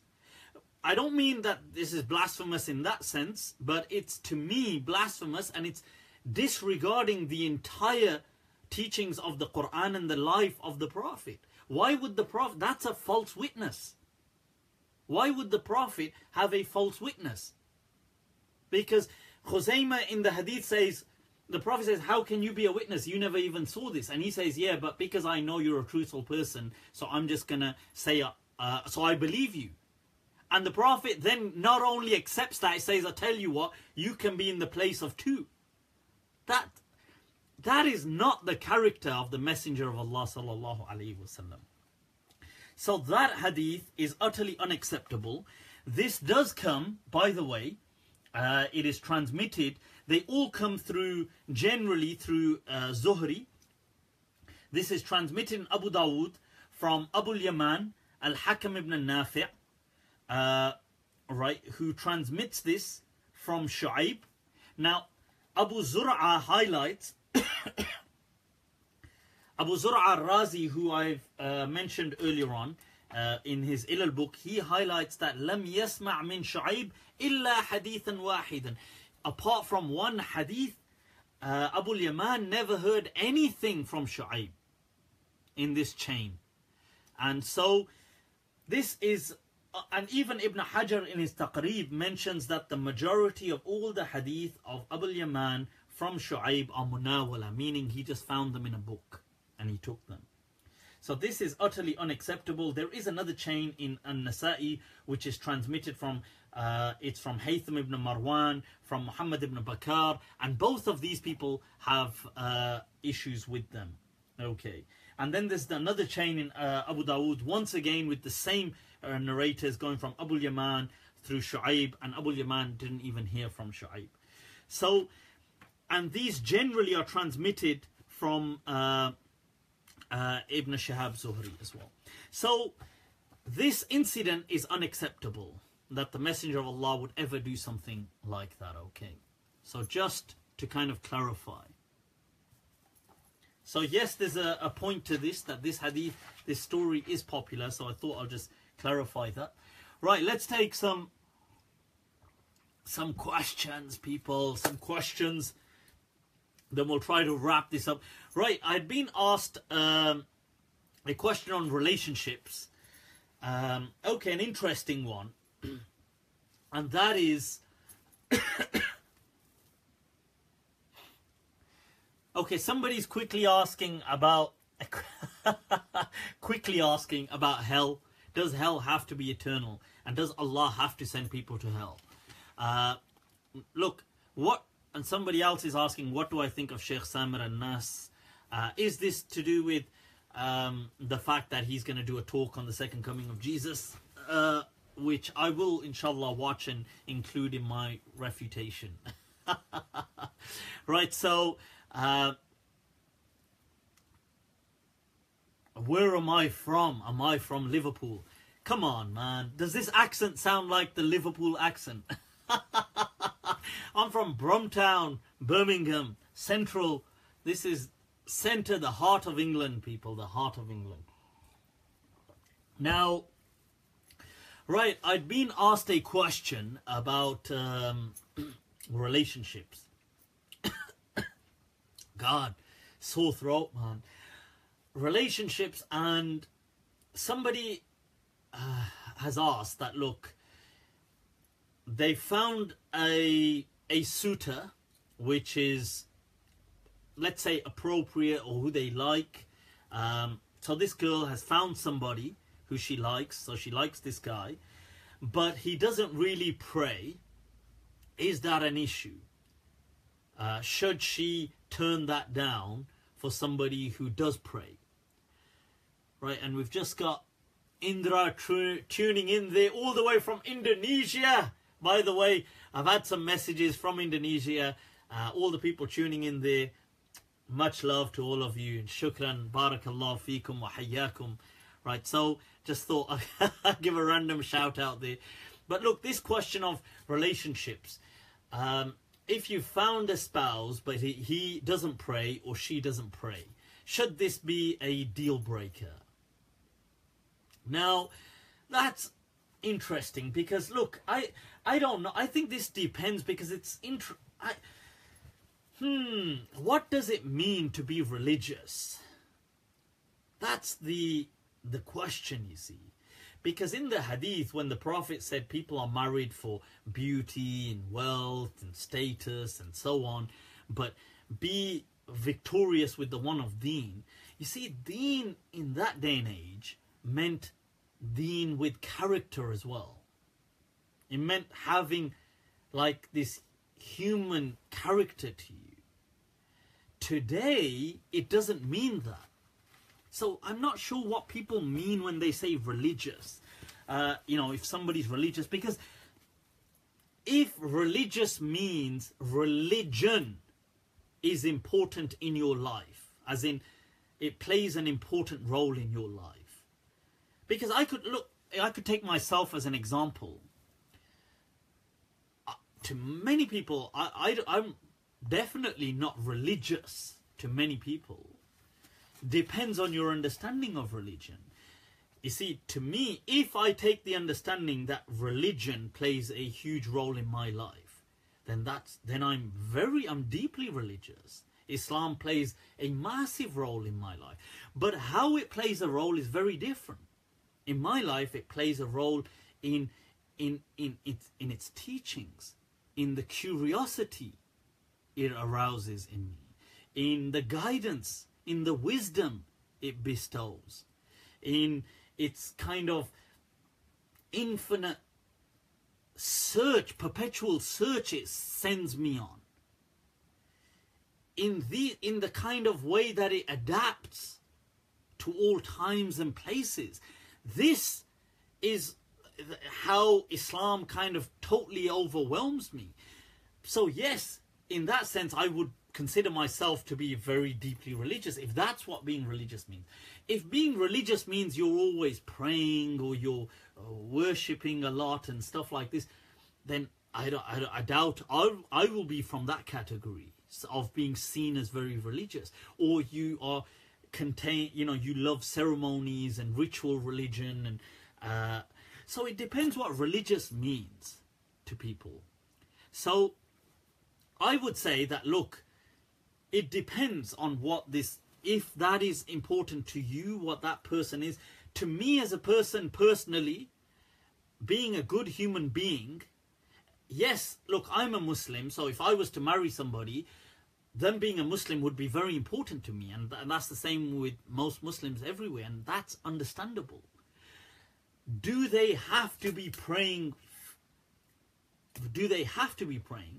Now, praying is important to me, that they pray their daily prayers. But to me, that they are a decent human being would probably weigh heavier than just the fact that they have rituals but then are very kind of arrogant or something, or that they don't have good character. So to me, character would overweigh certain things. Although the fact that they pray is very important. But for example, you get people who pray, but they're kind of weird, they're cultish. I can't stand people like that. I mean, I couldn't personally stand somebody that would want to tell me about praying and tell me about doing stuff like this. So I don't know. This is a personal question that each person has to answer. So I would say that, look, I don't feel personally that it has to be a deal breaker. I would say that I don't think you are sinful in any way for choosing somebody that doesn't pray. I don't think so. As long as they're a decent human being. But I'm not saying you need to choose that person. It's entirely up to you who you choose, okay? They should click. There should be some, obviously, shared values. There should be some understanding. And everybody's different. So that's my advice on people who are seeking kind of suitable suitors. That how should they be? Should they be into what I'm into? And sometimes they don't need to be totally into what you're into, because that's just does your head. And religion, once again, it's different to all people. To me, religion is a very private affair. I don't instruct people around me to pray, for example. I don't. Like people, I would never instruct my wife or instruct somebody, say, oh, you haven't prayed Dhuhr, get up and pray Dhuhr. I would never do that. I wouldn't even, I mean, it's just, that's the kind of person I am. Because I believe that if I tell somebody to pray, imagine in their heart they get this kind of feeling that, well, I was going to, but now why should I do it? Because you told me to. And because of that, they choose not to pray. And I get the fact that, look, in the Quran, there is the verse addressing the Prophet. وَأْمُرْ أَهْلَكَ بِالصَّلَاةِ وَاصْطَبِرْ عَلَيْهَا. Command your family. But that's to the Prophet, because he would have done it in the best of ways. Me, if I tell somebody to pray, I'll probably just annoy them. So I ain't going to do that. So that's me. So I think this is, it's up to each person how they choose to, but I don't think you need to feel guilty. At the same time, I do think Islamic values are important. If they're important to you, they should be some shared kind of values. They should be, that prayer should be important. But if a person prays 5 times a day, if they, let's say they're missing their prayers, or they're struggling with that, or I don't know, I mean, it's your call. So that's what I would say. Cool, people. Any other, let's take some.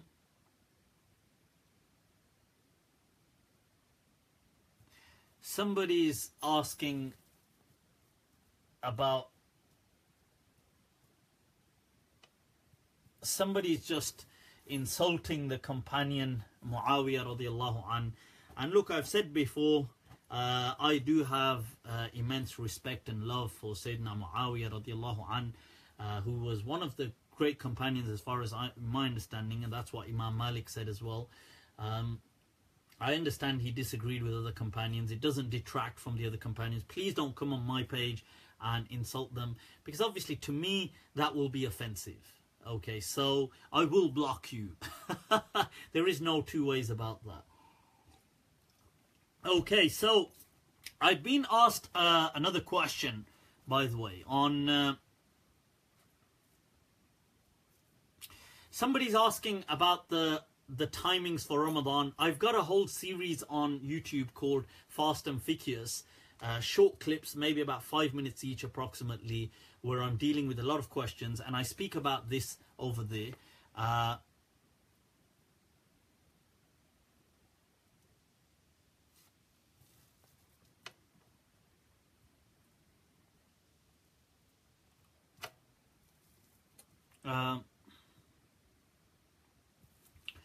So the thing is that, right, somebody's asking so many questions. I'm just trying to I lose my somebody just criticized again about Muawiyah radiallahu anhu. Look, Muawiyah radiallahu anhu wasn't a god. I've never said he was a god, and I've never said he hasn't made mistakes. He probably did make mistakes, just like every other companion made mistakes. I mean, but what I don't like is, I've said before, this one-sided. You see, if you want to be critical, then you got to be critical of everybody, or you just let it go. That's my point. What I don't like is just criticize Muawiyah, and the others, we're never allowed to criticize them then. So that's my... So I don't want to really talk about that, to be honest with you. Look, I've got a whole video on YouTube, and I just want to leave that where it is. I don't want to really get into all of that.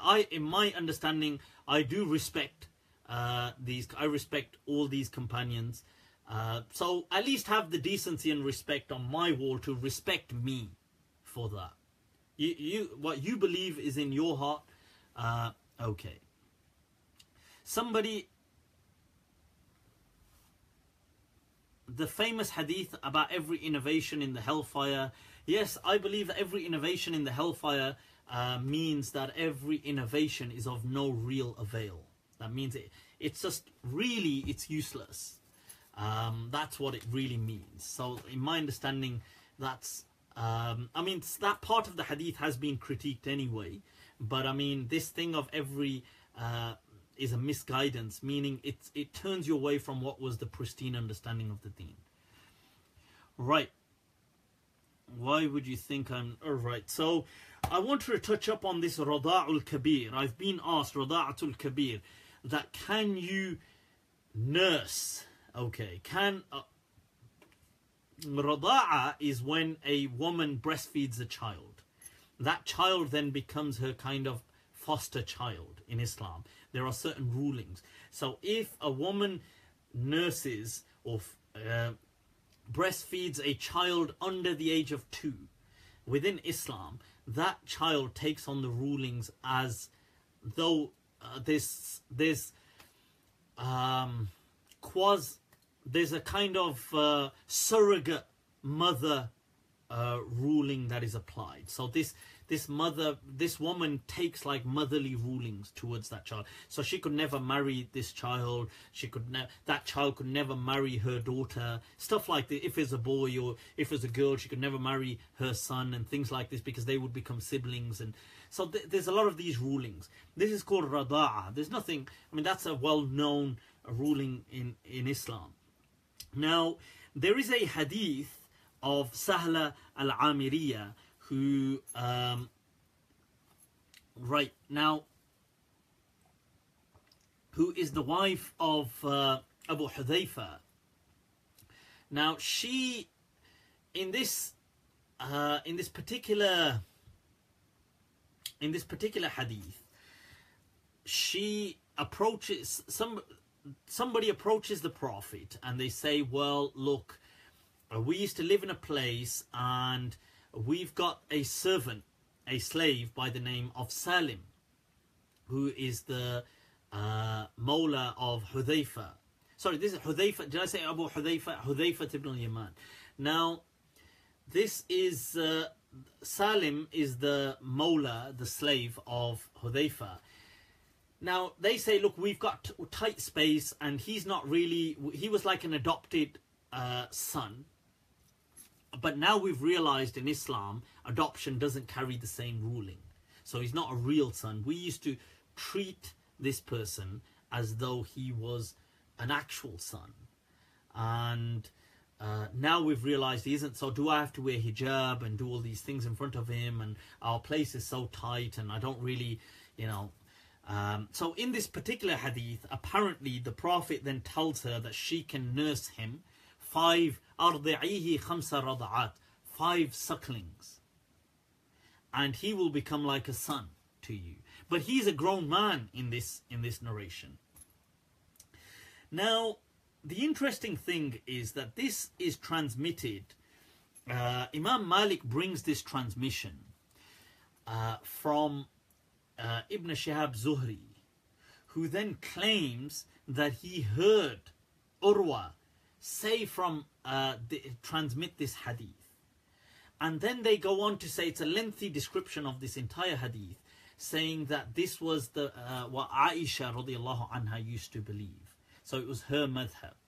And none of the other companions ever accepted this, and Ali radiallahu an, and Umar, and Abu Bakr, and all these other people rejected this understanding.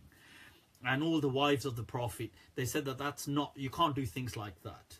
Okay. So this, now Imam Malik brings this.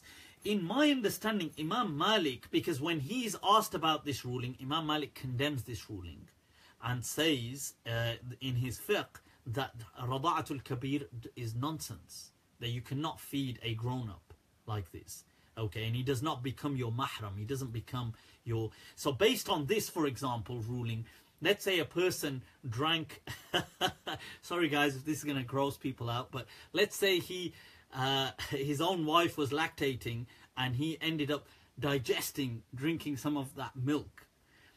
She would become his mom. Which is nonsense, because in the Maliki madhab, a person can drink that milk. I mean, the milk isn't haram if you... if a person, I'm just saying, got a bit adventurous. So the thing is that Imam Malik has clearly said that this is not haram, and he brings that in the Muwatta as well to show that that's not haram. So when Imam Malik brings this was to show, in my understanding, that Ibn Shihab Zuhri has transmitted this, but we don't believe this to be sound. This is why Malik presented that in the Muwatta. And because, why do I say this? People then said that this is the understanding of Aisha. This is the madhab of Aisha. Yet people in Sahih al-Bukhari, in Sahih Muslim, from the same chain, from Urwa, from Aisha, is the hadith that the Prophet is teaching them, and Aisha is transmitting that al-rada'a min al-maja'a. That rada'a only works, innama al-rada'a min al-maja'a, that you can only feed, and the rulings apply in an age of nourishment, whilst the child is so young. Now, meaning 2 or under, in that kind of suckling age. So this is transmitted by Aisha. So why would Aisha be transmitting this hadith herself and then going against it? But rather, in my understanding, that was circulated about Aisha, but it was not true. And Imam Malik only brought the transmission of Ibn Shihab Zuhri because he says, oh, wa akhbar, and from what I have been told, and he goes on to say this, that Zuhri had said this. And this is why another companion by the name of Ibn Abi Mulaika, who transmits this, says, I spent a year in Medina. I knew this, but I was so fearful to transmit it because people would be like, you know, I was so fearful that what the hell, it sounded absurd. So that goes to show, and this is why Ibn Abdul Barr says in his Istidhkar that this showed that people, even if you do accept this, that people from long ago had rejected this. So that's, in my understanding, that that incident is not a true incident. It's a misconstrued event. Okay. Rada'atul kabir does not make any sense. And you know, the apparent reading of the hadith does seem to imply that she's actually feeding the man from her breast. That's the apparent reading, which is absurd. And then Ibn Abdul Barr says that, but nobody would accept that. They would think that she would pour that into something and then feed him. But the reading says 5 sucklings. Khamsa rada'at. So what would 5? It doesn't make any sense.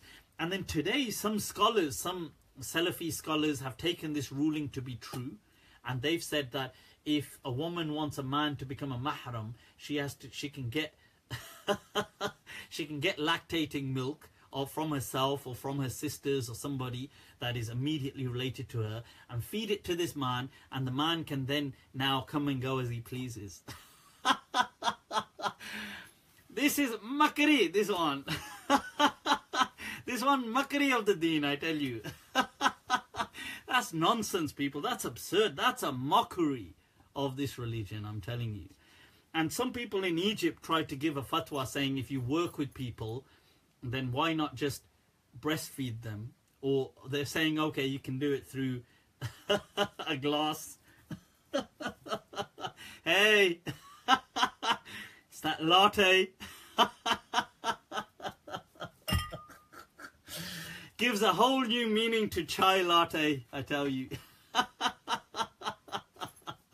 So this is nonsense. But yeah, and in the Hanafi madhab, my understanding is that is haram to drink that milk anyway. In the Maliki madhab, it isn't haram to drink that milk. But I mean, in the Hanafi madhab, it is haram. But this hadith is not true. This is a misconstrued or misattributed event. Okay, of this rada'atul kabir. Okay, you can't kind of go around feeding grown men lactating milk and just in the hope that they now all of a sudden are like your brothers. You gotta be joking. In this, people are twisted. You can't be doing stuff like that. That will totally that will get people totally going the wrong way. Can you imagine? You're doing that with some kind of intention that now you can never think of me sexually. And that's like, that'll be like the first thing they'll be, people are totally twisted. Can you imagine that? They'll be like, whoa, that's a definite signal. You know, like men can definitely, we can't read women's signals anyway. Men think every signal from a woman is always a signal anyway. So that's just how men are wired. So when a woman just looks, people are like, that's a signal. So can you imagine this as, talk about mixed messages? Because women will be like all saying nice things to guys, and then they'll be like, that's mixed messages. I was never flirting with you. I never meant it like, I just only thought of you as a friend. So guys are always confused as hell anyway. And now a woman says, hey, have some of my breast milk. That's like mixed messages on steroids. People are like,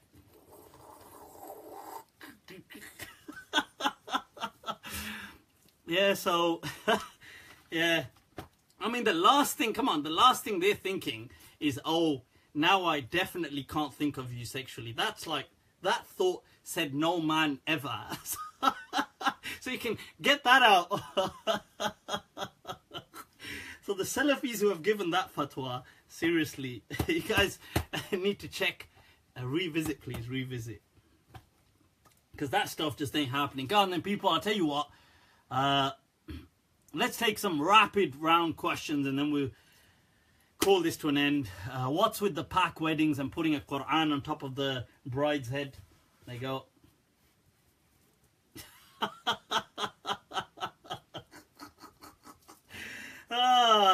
Paki customs, huh? Just customs. God knows. I suppose they think it brings them some kind of good luck, I guess. Big me up now. Is that? People, Blindy is in the house. Blindy, who's got his name in Chinese there. Obviously, Saj, my Cody, my mate since we were 5 years old. Since we're 5 years old, people. Right, so let's take some rapid round questions. Why not over the groom's head? Because the groom is already blessed by God, obviously. It's the woman that needs... Okay, let's take some quick rapid round questions and we'll call this, can you please wear the glasses before the... Of course I can. What kind of a question is that?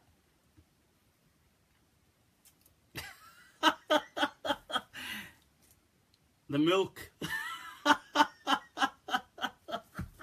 Protein. Protein, people, protein. You know the old saying, waste not, want not. So what are some questions? What is your view on what? What is your view? Do you consider returning after? Do you consider the hadith about a rightly guided caliphate? Watch my clip on caliphate. I've already answered that along with Sheikh Akram Nadwi. So I don't believe that Islam was sent about politics. I believe that those things were just coincidental. But you can watch that there. Sheikh Akram Nadwi goes into a better explanation and I mention it as well. Can the Prophet be depicted in film? You see, I would advise against things like that because I think it's just going to cause so much negativity that I wouldn't advise to depict the Prophet sallallahu alaihi wasallam.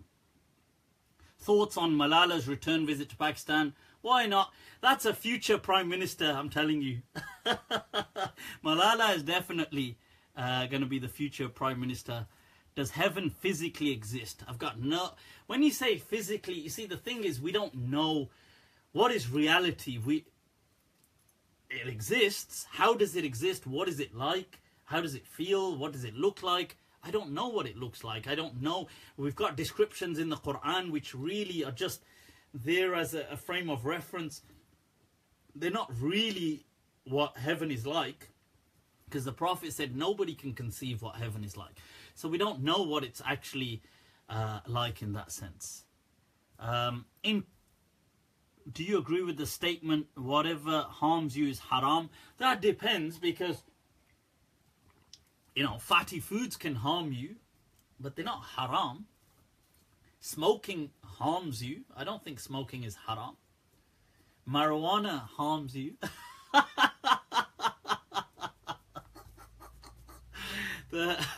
Damn, I need to stop this reasoning.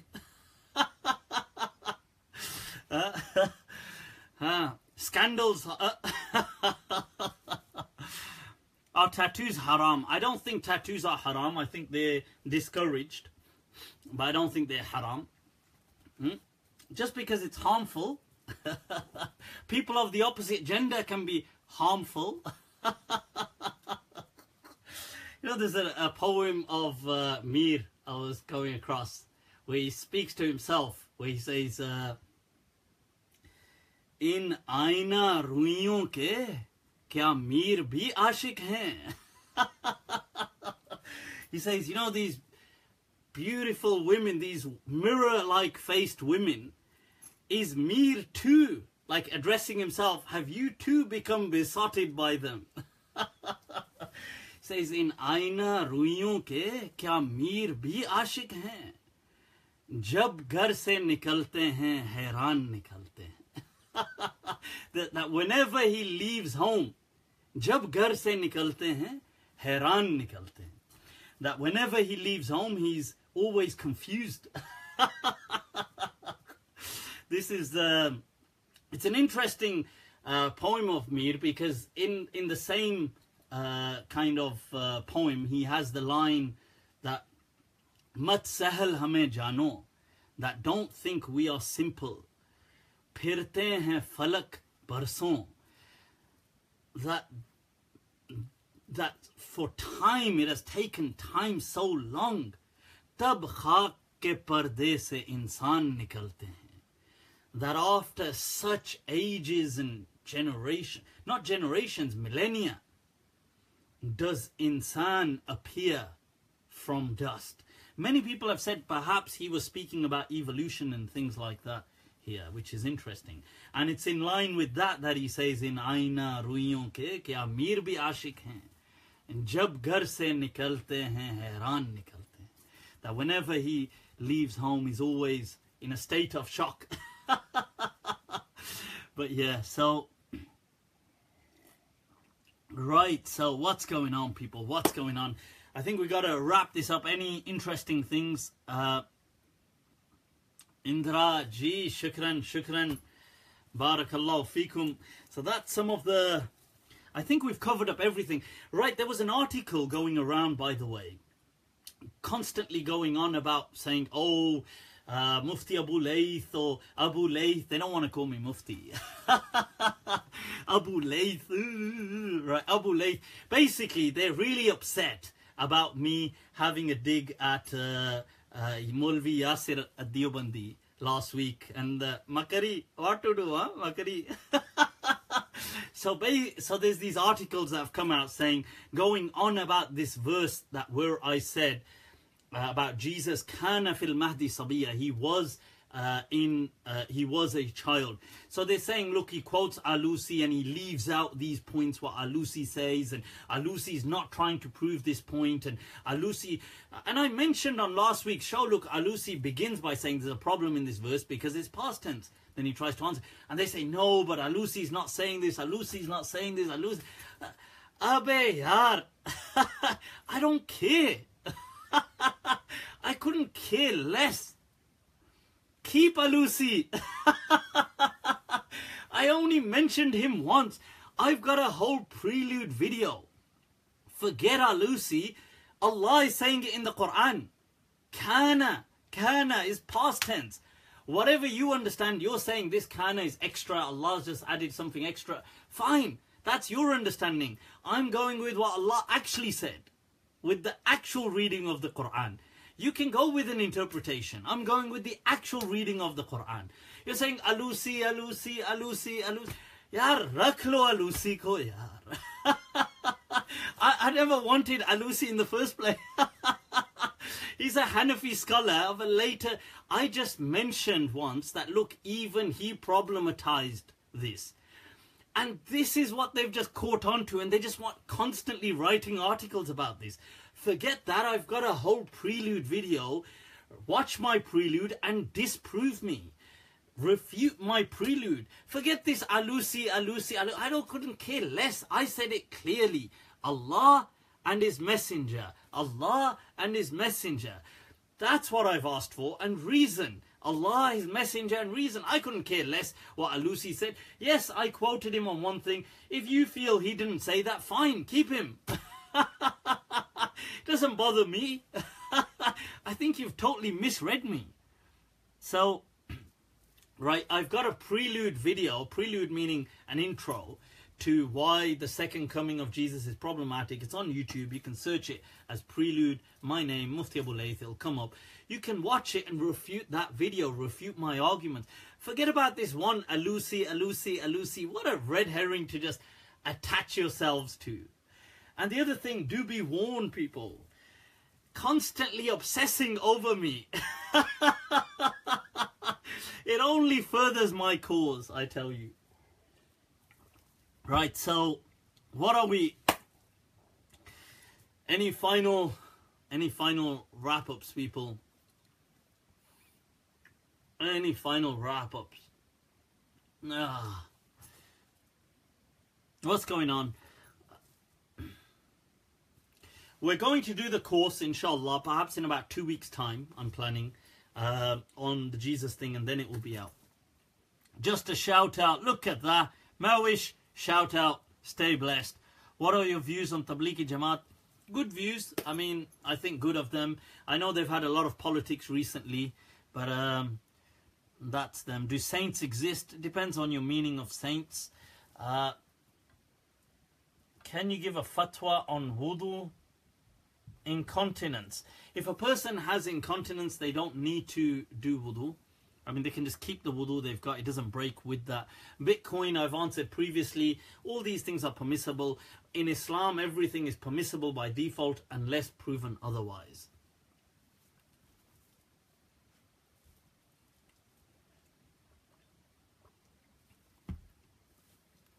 I think it's time to wrap this up.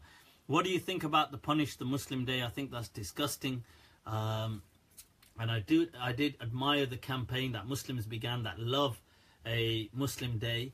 And I think there's been some very positive campaigns where people in certain parts of the UK are giving out roses to non-Muslims. And, you know, the best thing is going to be our character, people. I think people should be vigilant, but I don't think it's that threatening as people are making it out as well. I don't think so, Allahu A'lam. But I think you should be vigilant, but I don't think you need to panic, go into panic mode or anything. That's my understanding. Right. Keith is shouting for a shout out. Come on, get real, man. Stop hiding behind these fake profiles. Use a real name. Right. So, people, with that, I think we've covered pretty much most things. I didn't get to go into, oh my God, I wanted to cover the hadith on women traveling abroad. What I'll do is I'll cover that next week. Apologies for not covering that. Just all these things, being so distracted. Saying Bismillah in the toilet. Yes, you can say Bismillah in the toilet. Imam Malik mentioned that you can do dhikr in the toilet. I think it's time to go to sleep.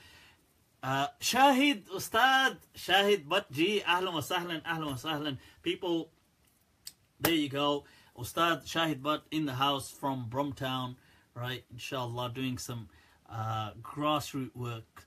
Right, people, inshallah, take very good care of yourselves. I'm going to wrap this up, inshallah. Till next week. If you got any questions, reach out to me. Facebook, Snapchat, Twitter. It's Mufti Abu Layth, Malm 2014 on Snapchat. I do try to respond to questions. And inshallah, take very good care of yourselves. Till then, wassalamu alaikum wa rahmatullahi ta'ala wa barakatuh.